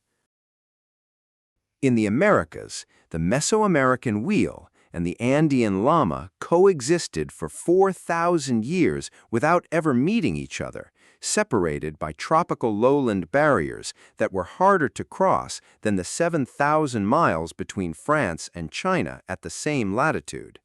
The Mesoamerican printing systems that flourished for 2,000 years never reached the Andes. Metallurgy spread from the Andes northward slowly, arriving in Mesoamerica only in the centuries before the Spanish conquest. The isolation imposed by the north-south axis and the ecological barriers of Central America kept the Americas' technological accumulation fragmented and slower. And here is the summary that Diamond drives home with particular force. The New Guineans he works with include people of remarkable intelligence and creativity, as inventive within their domain as any scientist or engineer. Their technological traditions are finely calibrated to the demands of surviving in a complex jungle environment.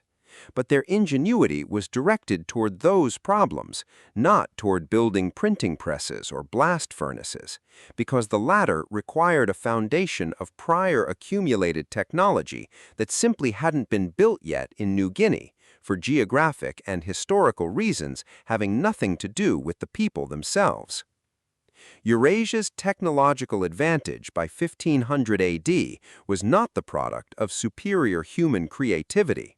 It was the product of 10,000 years of compounding advantages, earlier agriculture, larger populations, better connected geography, faster diffusion of innovations that each enabled the next generation of inventors to start from a higher platform. It is, in essence, the same story we've been telling for every other dimension of this history. The fourth and final proximate cause of Eurasian conquest, organized political power, follows the exact same logic. Technology compounds over time, and every new invention makes the next one more likely. Political organization works the same way. Larger and more complex social structures enable still larger and more complex ones, until you arrive at something capable of equipping and directing armies, building fleets, establishing trade networks that span continents, and absorbing or crushing every smaller society it encounters. This chapter is about how that progression happened, from the nomadic band of a few dozen people, all of them related, to the state with millions of citizens and a professional bureaucracy capable of making the decisions that built empires. Diamond opens in a New Guinea swamp. He's flying over a remote flooded basin and spots a few huts miles apart. The pilot tells him those belong to the Fayu, a group of nomads whose existence was known to the outside world mainly through the terrified descriptions of their neighbors. A missionary friend named Doug had recently made first contact with the Fayu at one of their rare gatherings and returned shaken to tell the story. About 40 people had come together, a vast, unusual crowd for the Fayu. And within that gathering, a son recognized the man who had killed his father. Both men lunged at each other. Both were wrestled to the ground. Other men shook with rage, pounded the earth with axes, shouted insults.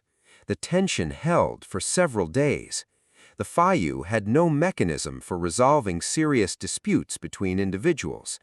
Their population of around 400 people, formerly much larger until killed by intra-Fayu violence, had no police, no laws, no courts, no chiefs. They lived as single families, scattering across the swamp, coming together a few times a year to negotiate marriage exchanges, and occasionally killing each other. The Fayu represent one end of a spectrum that runs all the way to modern nation-states at the other. And Diamond takes us through that spectrum in careful detail, because understanding how societies grow in complexity is fundamental to understanding why some of them ended up able to build the ships and weapons that conquered everyone else. The four basic organizational forms are bands, tribes, chiefdoms, and states. Bands, the oldest and simplest, are typically a few dozen people, all closely related, nomadic, with no formal leadership, no laws, and no economic specialization beyond age and sex. Everyone forages, everyone has roughly equal status. All humans lived this way until at least 40,000 years ago, and most still did 11,000 years ago. The Fayu are a contemporary example, preserved by their swamp's ecological limitations. Tribes are larger, a few hundred people, and typically settled in one place. They have formal kin groupings called clans and some degree of social organization, but leadership is still informal. The big man of a New Guinea village gets his position through personality and persuasion, not through inheritance. He can't make decisions alone. He can't tax anyone. He grows his own food. If you met him in the village, you couldn't tell him from anyone else by his hut or his clothes. Tribes still have fundamentally egalitarian social structures, even if they're more complex than bands. Chiefdoms are where the character of human society fundamentally changes. A chiefdom of several thousand people can no longer function on the basis of everyone knowing everyone else. New mechanisms are needed to resolve conflicts between strangers, to coordinate collective labor, to redistribute food and resources across a population too large for direct reciprocal exchange. The chief fills this role, a hereditary position with real authority, a monopoly on the legitimate use of force, the ability to conscript labor and redistribute tribute. Hawaiian chiefs, at the most complex end of the Polynesian spectrum, had 8 hierarchically ranked lineages, commoners obligated to prostrate themselves in the presence of high chiefs, enormous feathered cloaks requiring generations of labor to manufacture, and large-scale irrigation systems built by corvée labor that fed dense highland populations. All of this organized political complexity traced back to a simple agricultural surplus. States extend everything further. They are organized by territory and law rather than by kinship. They have multiple layers of bureaucracy, professional soldiers, formal legal systems, and the capacity to absorb multiple ethnic groups under a single political structure. Their populations run into the hundreds of thousands or millions. And here is the critical point. States arose where populations grew large enough that simpler forms of organization broke down. Diamond works out the mathematics. A band of 20 people involves 190 possible pairwise relationships. A group of 2,000 involves nearly 2 million. Every pair is a potential conflict. In small bands, any conflict between 2 people will involve mutual relatives on both sides who want it resolved peacefully. In large populations, most conflicts are between strangers. Strangers fight, and bystanders take sides, and a 2-person argument becomes a tribal war. The only solution, beyond a certain population threshold, is to centralize conflict resolution in an institution with the monopoly on legitimate force. That institution, whether you call it chiefdom or state, is not invented by idealists seeking a better society. It emerges because without it, large societies destroy themselves from within. But here's where the story turns uncomfortable, and Diamond doesn't look away from it. Centralized authority is inherently also the mechanism by which some people extract wealth from others.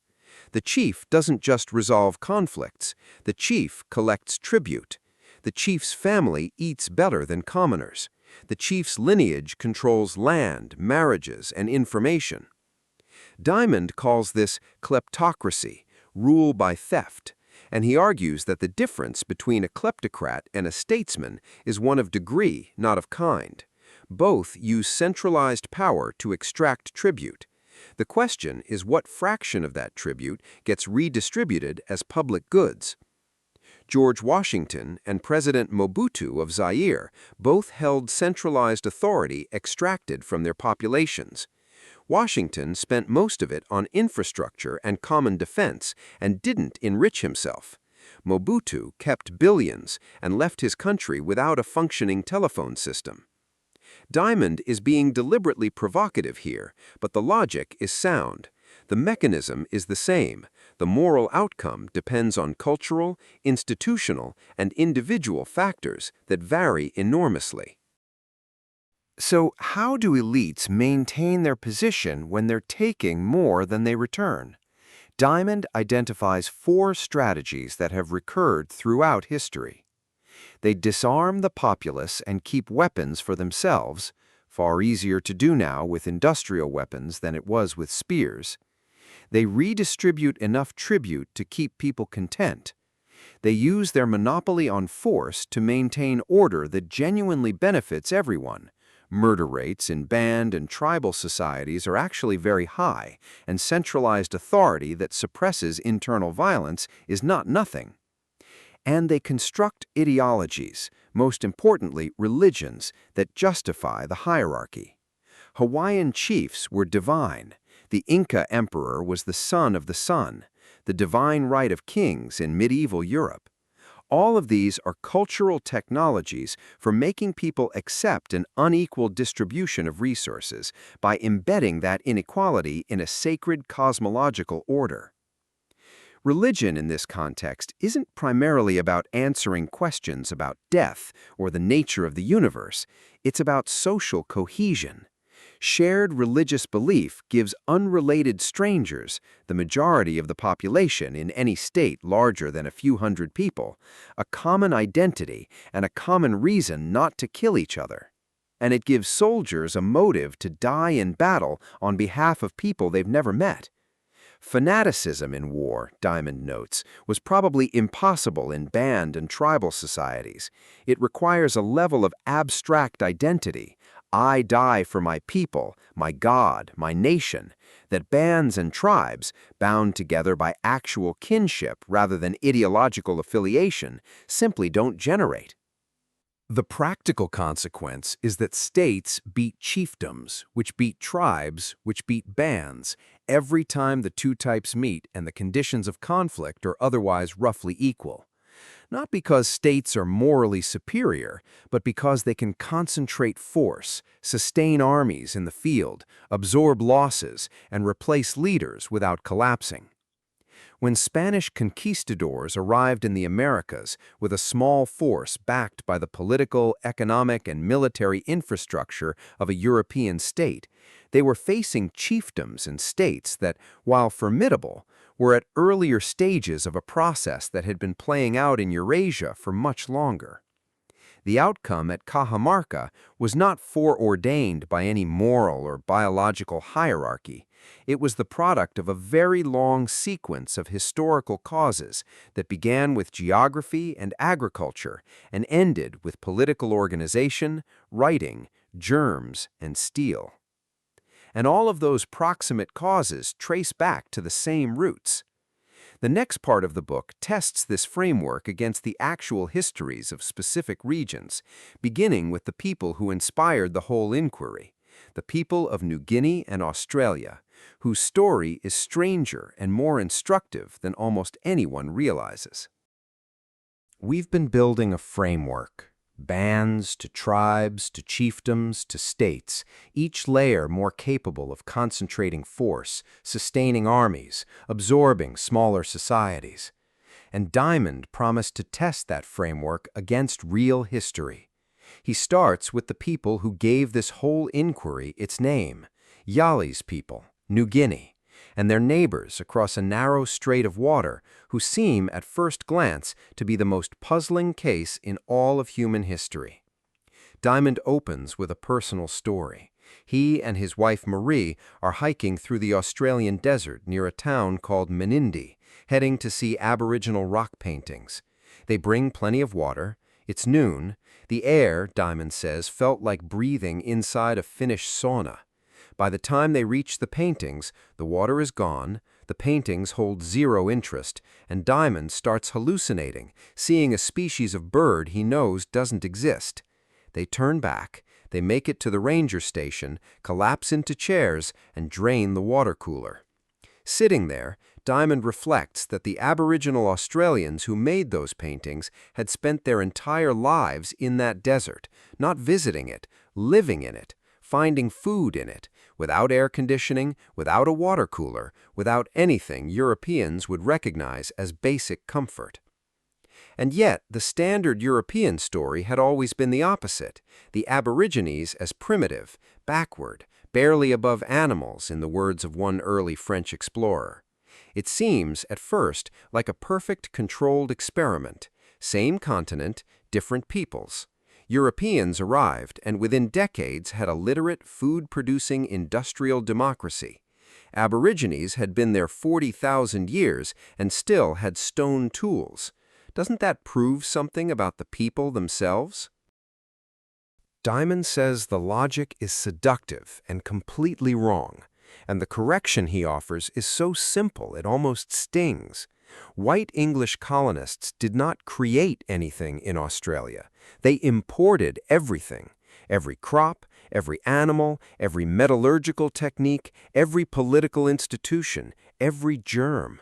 All of it had been developed over 10,000 years in Eurasian environments, and the colonists simply carried it with them, like software loaded onto a new machine. Burke and Wills, those famous European explorers who tried to cross Australia in the 1860s, were literate and well-equipped, and they died.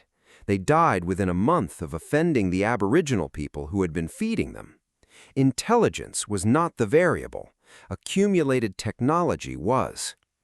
So the real question is why that accumulated technology didn't develop in Australia in the first place. And this is where the chapter gets genuinely fascinating. Australia is not just another continent.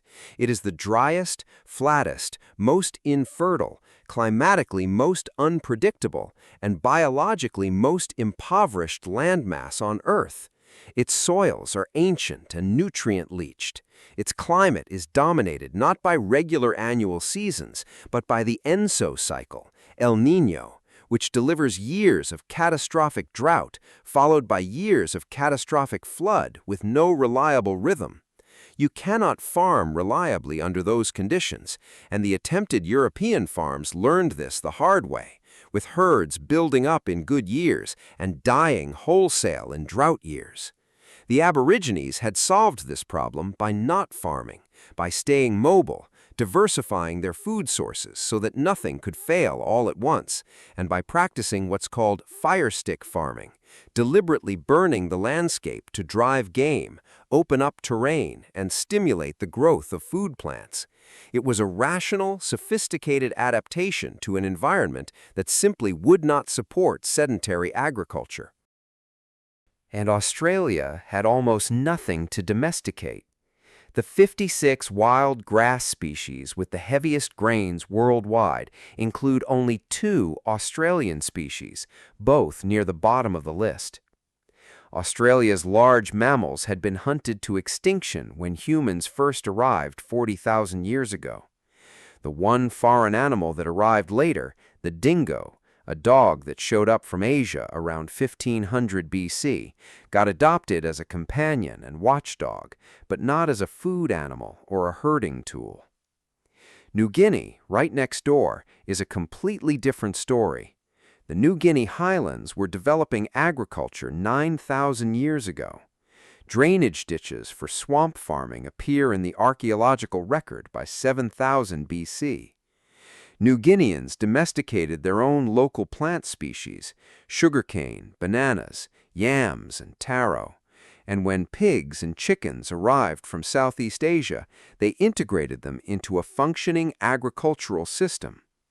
When Europeans first flew over the highlands in the 1930s, they were astonished to see below them something that looked like Holland.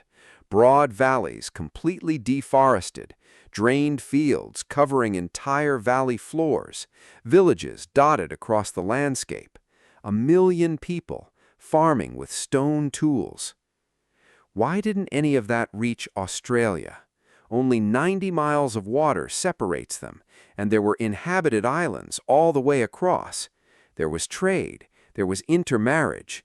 Cape York Aborigines knew Torres Strait Islanders who knew southern New Guineans. And yet, pigs didn't cross. Bows and arrows didn't cross. Agriculture didn't cross. Diamond traces the problem. The Torres Strait chain acts like a game of telephone. Each island was a step removed from the previous one. By the time New Guinean culture filtered down to Muralug Island, 10 miles from Australia, it was so attenuated as to be almost invisible. A small island, marginal for farming, supporting a handful of people subsisting mostly on seafood and wild yams. The dense, sophisticated highland farming society of New Guinea was 2,000 miles away, behind mountain ridges and jungle, and ecological zones utterly different from anything in Australia. Those two highland systems, New Guinea's and Australia's, might as well have been on different planets. And New Guinea itself, despite its real agricultural achievement, hit a ceiling. The highlands are an island in the sky, a narrow zone between 4,000 and 9,000 feet, surrounded below by malaria and jungle. The food crops were mostly root vegetables and starches, with very little protein. Pigs and chickens couldn't be harnessed to pull anything. No large animals, no draft power, no epidemic diseases to export. The population peaked at about 1 million people, fragmented by the rugged terrain into thousands of tiny linguistic groups. New Guinea holds 1,000 of the world's 6,000 languages in a space slightly larger than Texas. 1 million people, divided into micro-societies of a few hundred, cannot develop writing or metallurgy or state-level political organization. The numbers simply don't support the specialists. The Europeans who colonized Australia didn't beat Aboriginal Australians because they were superior people. They beat them because they arrived carrying 10,000 years of compounding advantages developed on a different continent, then added guns and smallpox and legal systems designed to take land, and cleared the productive areas within a century. Within one generation of the first European landing at Sydney in 1788, Aboriginal societies in the fertile southeast had been decimated by epidemic disease, then shot when they resisted, then pushed onto mission stations in areas Europeans didn't want. 40,000 years of accumulated human knowledge about how to survive in Australia, gone within decades. Diamond returns to Yali's question, why do you have so much cargo and we have so little? And the answer for New Guinea and Australia now looks exactly like the answer for everywhere else. Not the people, never the people. The continent, the plants, the animals, the geography, the accumulated luck of where the good wild species happened to be 10,000 years ago when someone first decided to try planting a seed. But Australia is just the beginning of the tour. Next, Diamond zooms out to ask how one particular civilization, not just powerful, but uniquely homogeneous, came to dominate the most populous corner of the earth. China became Chinese. And the story of how that happened turns out to reach much further than China. Australia and New Guinea showed us what happens when geography isolates a people from the compounding advantages of agriculture and connected trade. Now, Diamond zooms out to ask a different question, not about a people who were left behind, but about a civilization that ran so fast and so far ahead of its neighbors that it absorbed them. China became Chinese, and the story of how that happened reveals the same geographic logic wearing a completely different face. Start with what should be a paradox. China today is politically, linguistically, and culturally the most homogeneous large nation on Earth. Over 800 million people speak Mandarin as their first language. China was politically unified in 221 BC and has remained largely unified ever since. It developed a single writing system that spread from North China to cover the entire country, while Western Europe, with comparable area, uses dozens of different alphabets for dozens of different languages. And fossils confirm that humans have occupied China for over 500,000 years. That should have been more than enough time to generate profound linguistic and cultural diversity. Instead, the opposite happened. How do you produce uniformity out of 500,000 years of human habitation? The answer, Diamond shows, begins not with culture, but with geography, and with the fact that the process of homogenization was never peaceful. Modern China still harbors traces of what it once was. Beneath the Mandarin-speaking surface are over 130 minority languages, divided into 4 separate families: Sino-Tibetan, Miao-Yao, Austro-Asiatic, and Tai-Kadai. The Miao-Yao speakers today are scattered across South China and into Southeast Asia in isolated enclaves, surrounded on all sides by Mandarin speakers. Their fragmented distribution is a map of conquest, a continuous people displaced into islands by a rising sea of a different language. Written records from the Zhou dynasty, the first millennium BC, describe exactly this process, the absorption and forced conversion of non-Chinese-speaking peoples dismissed as barbarians. A Zhou dynasty writer catalogs the wild tribes surrounding the Chinese center, tribes that ate their food raw, tattooed their foreheads, lived in caves, and did not eat cereals. The implication was clear: eat our food, speak our language, or cease to exist. The engine behind this expansion was agricultural. North China was developing crops, 2 drought-resistant varieties of millet by around 7500 BC, placing it among the world's first independent centers of domestication. South China, separately, was domesticating rice around the same time. Those 2 agricultural traditions were eventually joined, enriched by Western imports of wheat, barley, cattle, and horses, moving along Eurasia's east-west axis. Water buffalo for plowing, silkworms, soybeans, citrus, tea, apricots, peaches, pears, all emerging from Chinese agriculture over millennia. Bronze metallurgy appeared in the 3rd millennium BC. Cast iron production, by far the earliest in the world, appeared around 500 BC. Paper, the compass, the wheelbarrow, gunpowder, all Chinese innovations.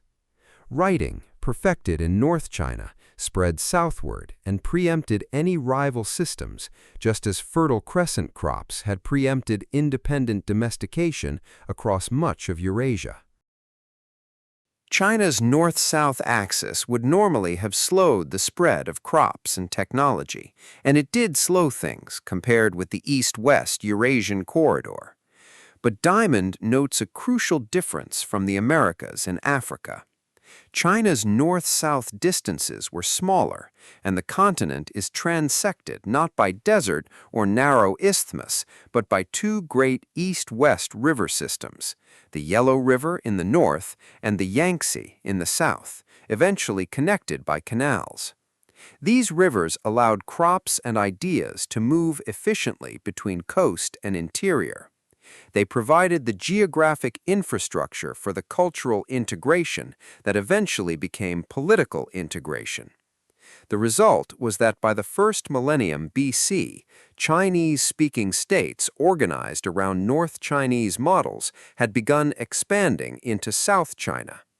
The process culminated with the first Qin emperor's unification in 221 BC, and his order, in one of history's great acts of cultural violence, to burn all previously written history books. The Miao-Yao, Austro-Asiatic, and Tai-Kadai languages were reduced to fragments.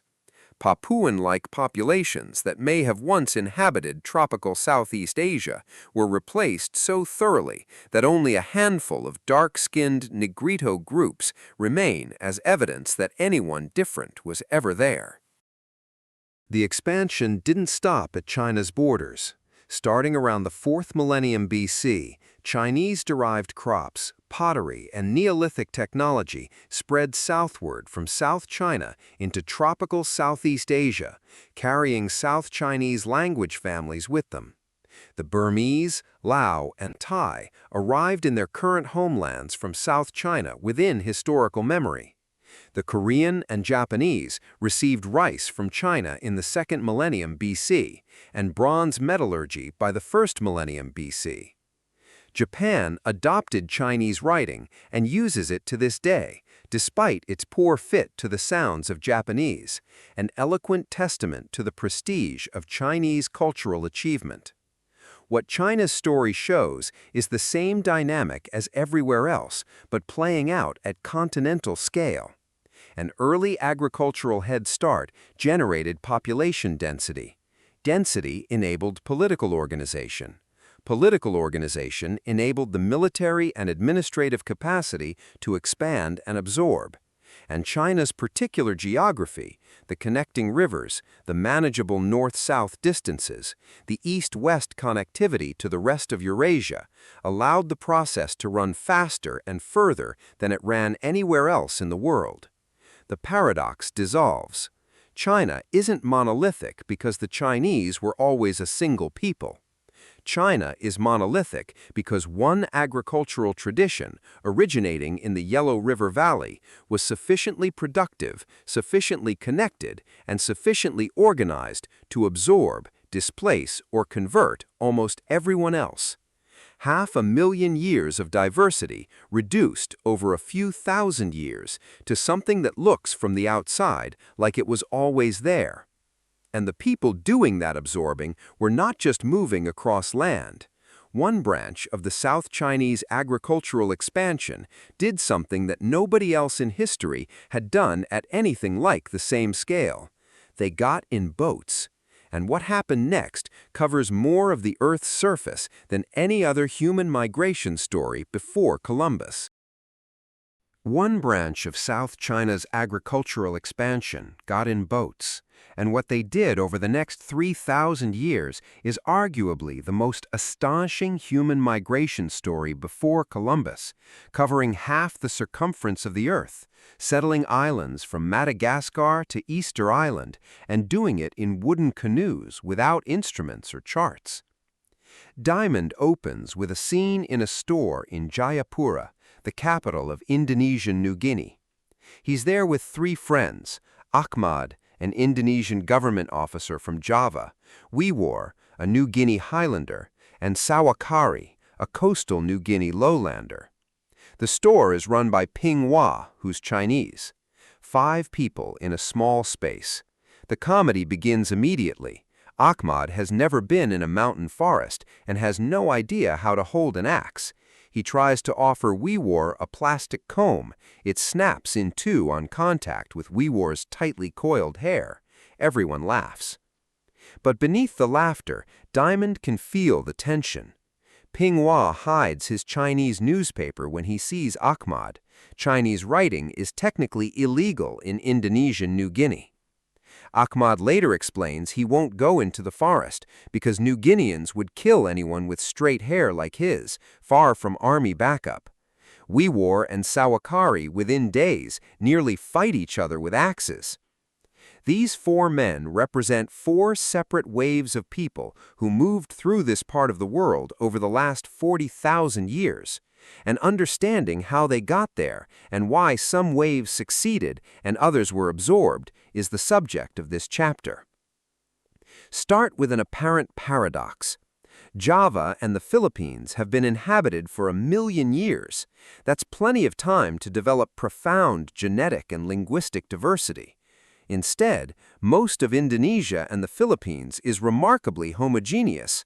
The people look like South Chinese, and their 374 languages, while numerous, all fall within one tightly related sub-subfamily. That level of uniformity across millions of people on hundreds of islands can only mean one thing: a recent, rapid, large-scale population replacement. The evidence for that replacement runs through linguistics and archaeology simultaneously. Linguists examining the Austronesian language family find that it has 959 languages, but 3 of its 4 subfamilies are confined to a tiny area, the aboriginal populations of Taiwan, 90 miles from the South Chinese coast. That's where the family has had the most time to diverge. The fourth subfamily, Malayo-Polynesian, contains 945 of those 959 languages and spans from Madagascar to Easter Island. The archaeology agrees precisely. Around 4000 BC, a distinctive pottery style appears in Taiwan, associated with polished stone tools, fish bones, and stone net sinkers, a people obviously at home on the water. These Ta Pen Keng people were farmers who had figured out how to cross open water.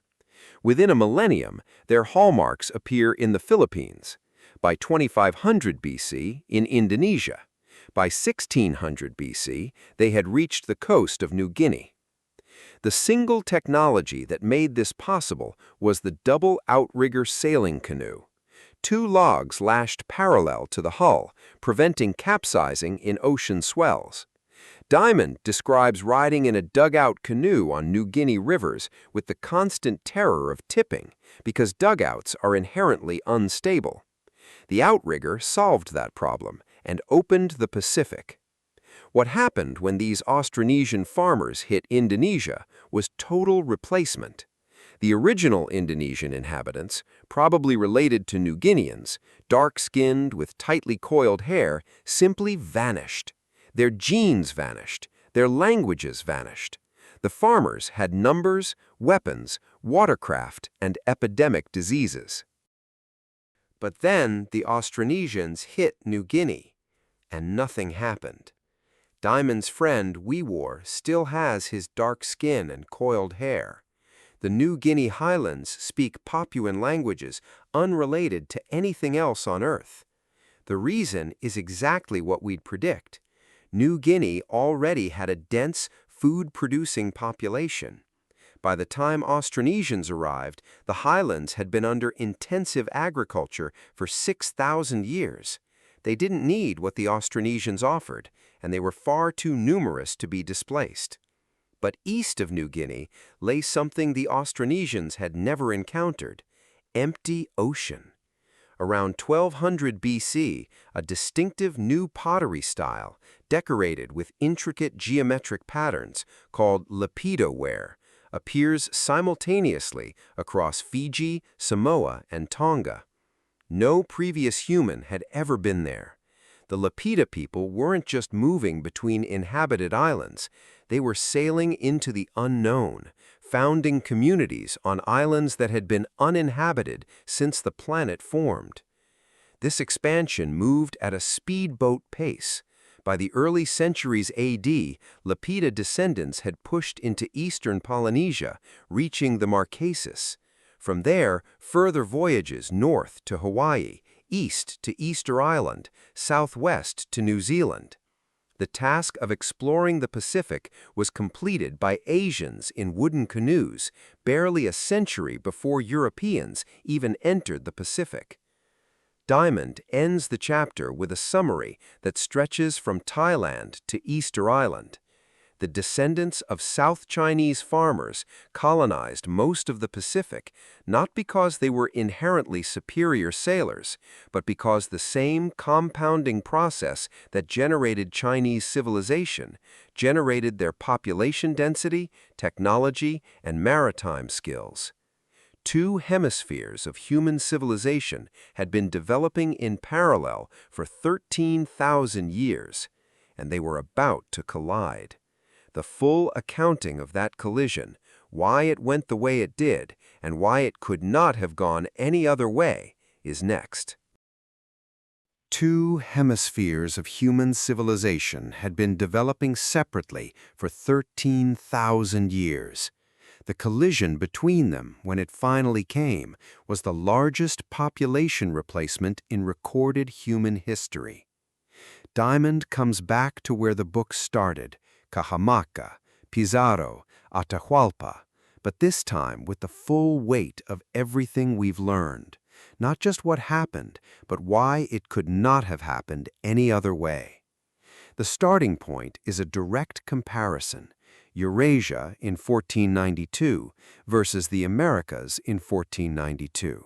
And the most glaring difference has nothing to do with intelligence or culture. It has to do with large domesticated mammals. Eurasia had 13 species. The Americas had 1, the llama, confined to a small region of the Andes. No horse, no cattle, no pig, no sheep, no goat. Not one large draft animal north of Peru. The llama couldn't be ridden, never pulled a cart, never pulled a plow, and nobody drank its milk. Eurasian farmers had an animal-powered agricultural system, cattle pulling plows, horses carrying soldiers and messages, oxen turning grinding wheels, manure fertilizing fields. Every major Eurasian military force arrived on horseback or with horse-drawn artillery. Every Eurasian epidemic disease had evolved from pathogens that jumped to humans from these dense herds of livestock.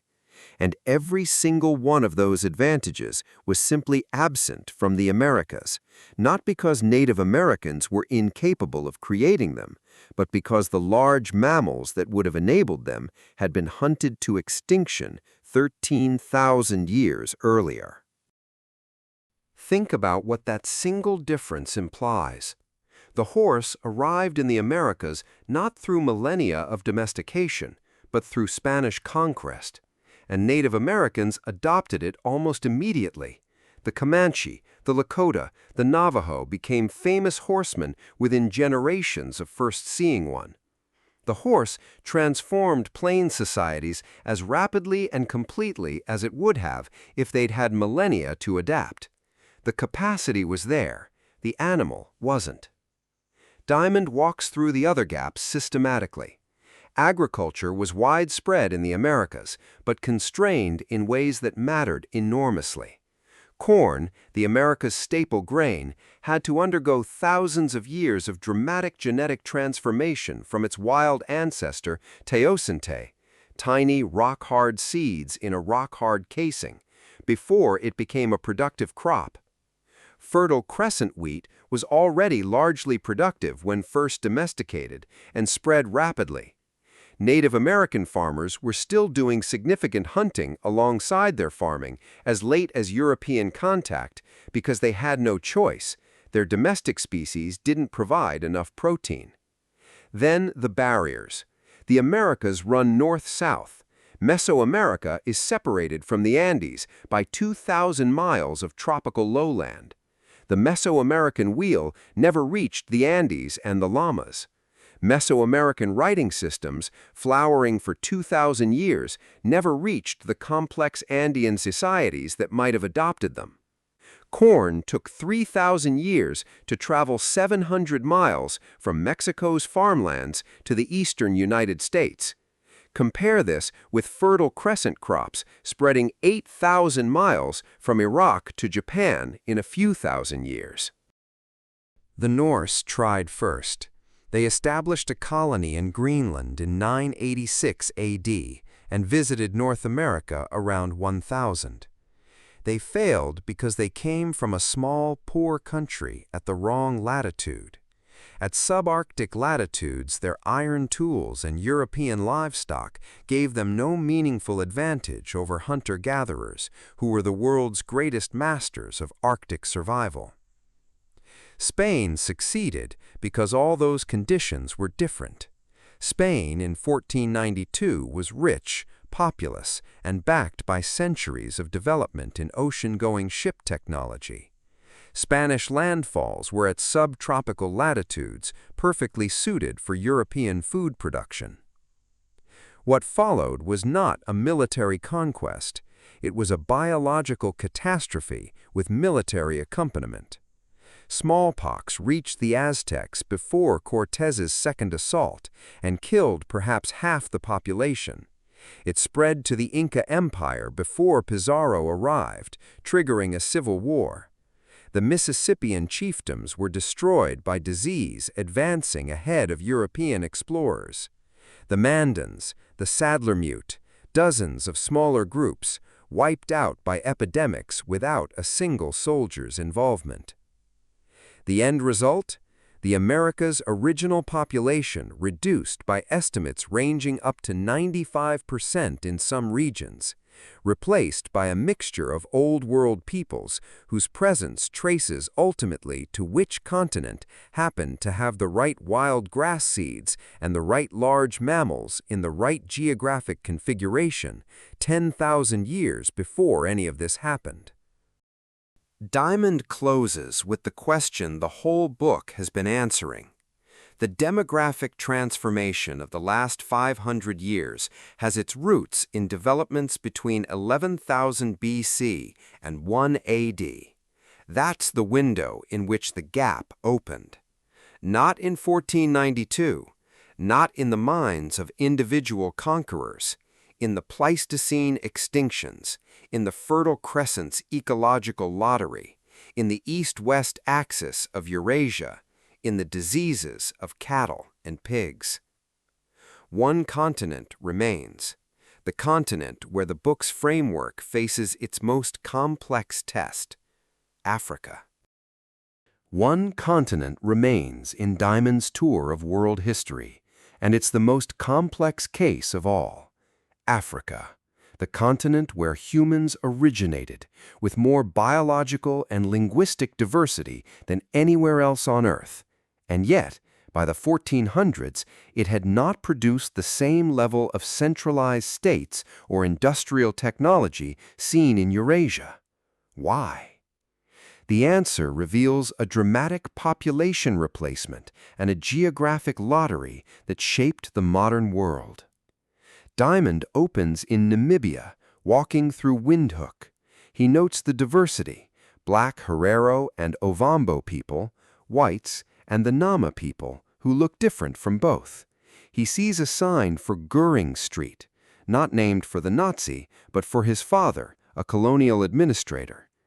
Africa's past is inseparable from its present, but to understand it, we must realize that the continent was not always predominantly black.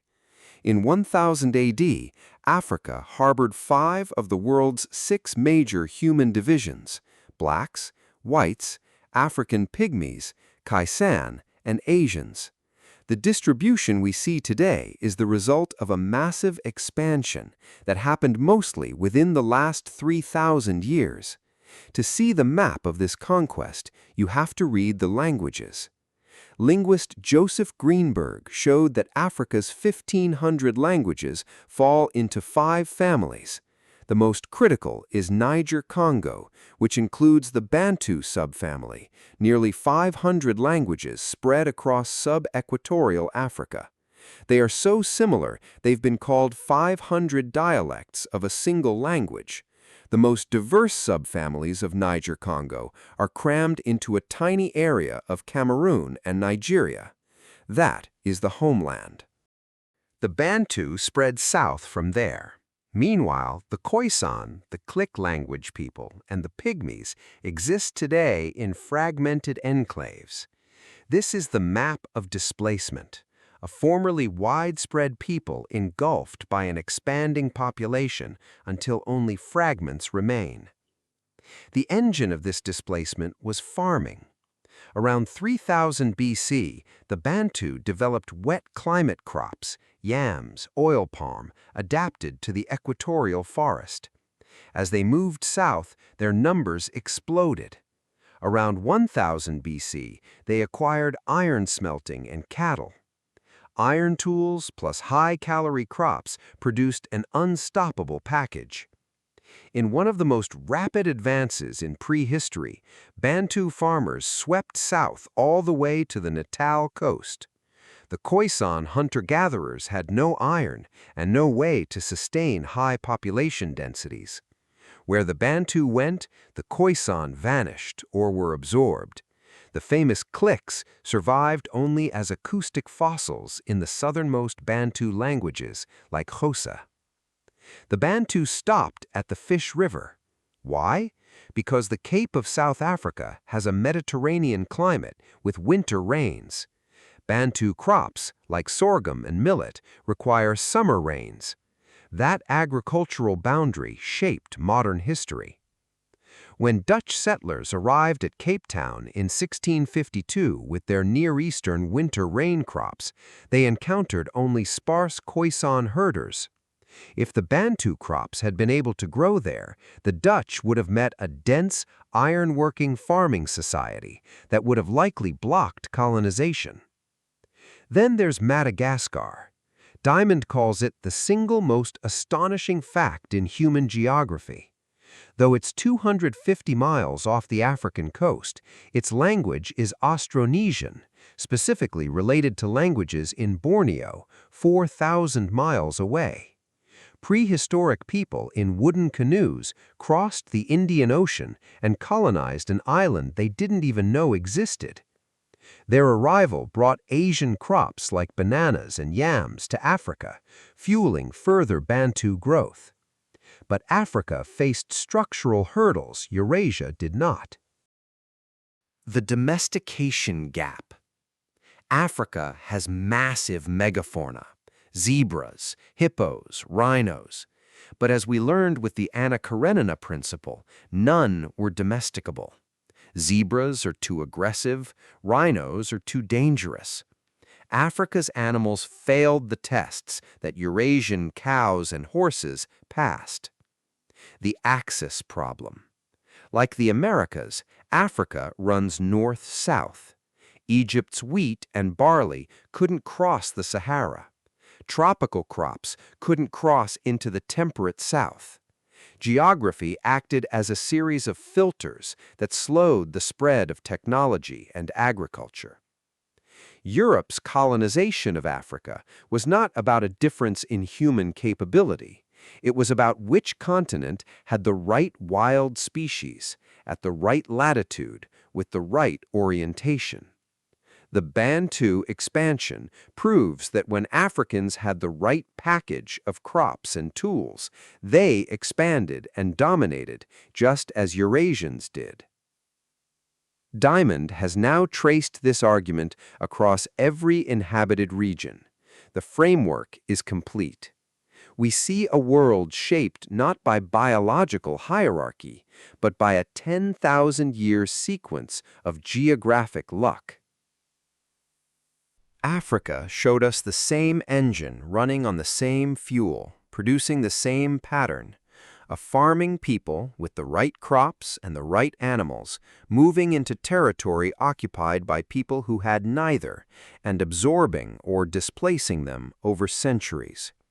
The Bantu expansion, the Austronesian colonization of Madagascar, the freezing of the Khoisan and Pygmies into isolated fragments of their former range.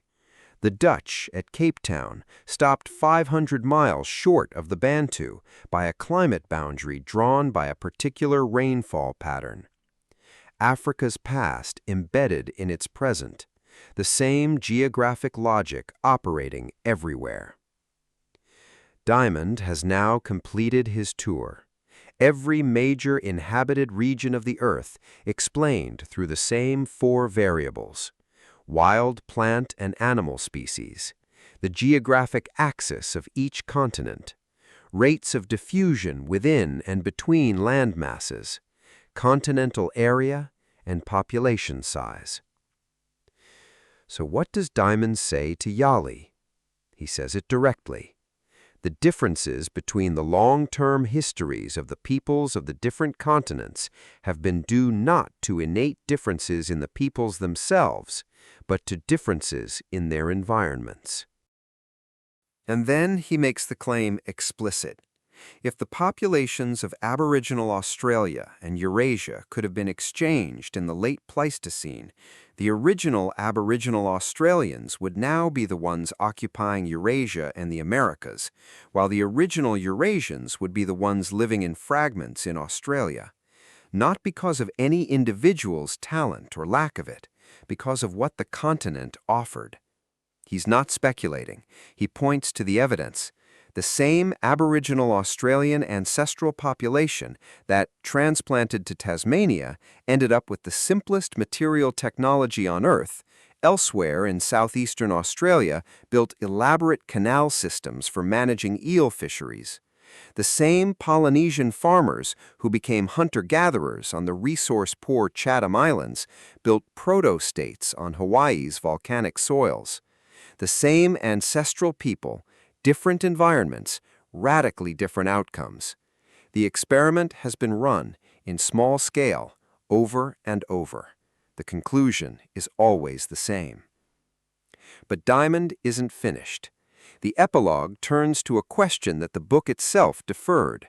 Why, among Europeans, did it end up being Europeans rather than the Fertile Crescent or China that dominated the modern world? For most of the last 10,000 years, this outcome would have seemed the least likely. China led the world in technology continuously for centuries. In the early 14th century, China sent treasure fleets of hundreds of ships across the Indian Ocean, then stopped. A factional struggle at the Chinese court ended the fleets, dismantled the shipyards, and eventually forbade ocean-going shipping. One decision, one unified political system, one outcome that couldn't be reversed because the infrastructure to reverse it had been deliberately destroyed. Contrast this with Columbus. An Italian by birth, he was turned down by the Duke of Anjou, then the King of Portugal, then the Duke of Medina Sidonia, before finally getting Spain's support. The key was fragmentation. No single European ruler could stop an idea from finding a sponsor somewhere. Europe's geography, its irregular coastline, its islands, its mountain ranges never permitted political unification. That fragmentation, which looked like weakness, turned out to be the mechanism by which innovation could never be completely suppressed. Diamond calls this the optimal fragmentation principle. Not maximum fragmentation, India, and not minimum fragmentation, China. The optimal level is somewhere in between. Enough fragmentation to sustain competition, but enough connectivity to allow successful innovations to spread. Diamond notes that business consultants at McKinsey found the same pattern in modern industrial productivity. Germany's beer industry, protected by local loyalty, produces at 43% of American efficiency, while their competitive metalworking sectors are global leaders.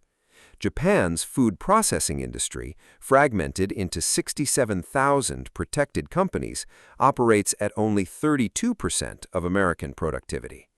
The same logic runs at every scale: the continent, the nation, the corporation. History, Diamond argues, is a science. You cannot run controlled experiments on galaxy formation or the Pleistocene, but you can observe, compare, and draw inferences from natural experiments. You can note that the same crops took 3,000 years to travel 700 miles north-south in the Americas, and 3,000 years to travel 8,000 miles east-west across Eurasia. These are data, and when analyzed carefully, they produce explanations for the broadest patterns in human history, patterns too large to be explained by individual genius or racial inheritance. Yali asked his question on a beach in New Guinea in 1972. The answer turns out to run through the Pleistocene extinction of large mammals, the geography of wild grass seeds, the orientation of continental axes, and the political consequences of mountain ranges. None of it is about the people. All of it is about the hand they were dealt. And the question Diamond leaves hanging as the book closes is whether understanding this changes anything, whether knowing why the world is the way it is gives us any leverage over where it goes from here. History isn't a story of who was smarter or more capable. It's a story of the ground we walk on and the hand we were dealt. But as we look at the world today, does geography still define our future, or have we finally broken free from the luck of the lottery? I'd love to hear your thoughts on this in the comments. Do you think Diamond's theory explains everything, or is he missing a piece of the puzzle? If you enjoyed this deep dive into our past, don't forget to hit the like button and subscribe to join us for more interesting videos. Thanks for watching.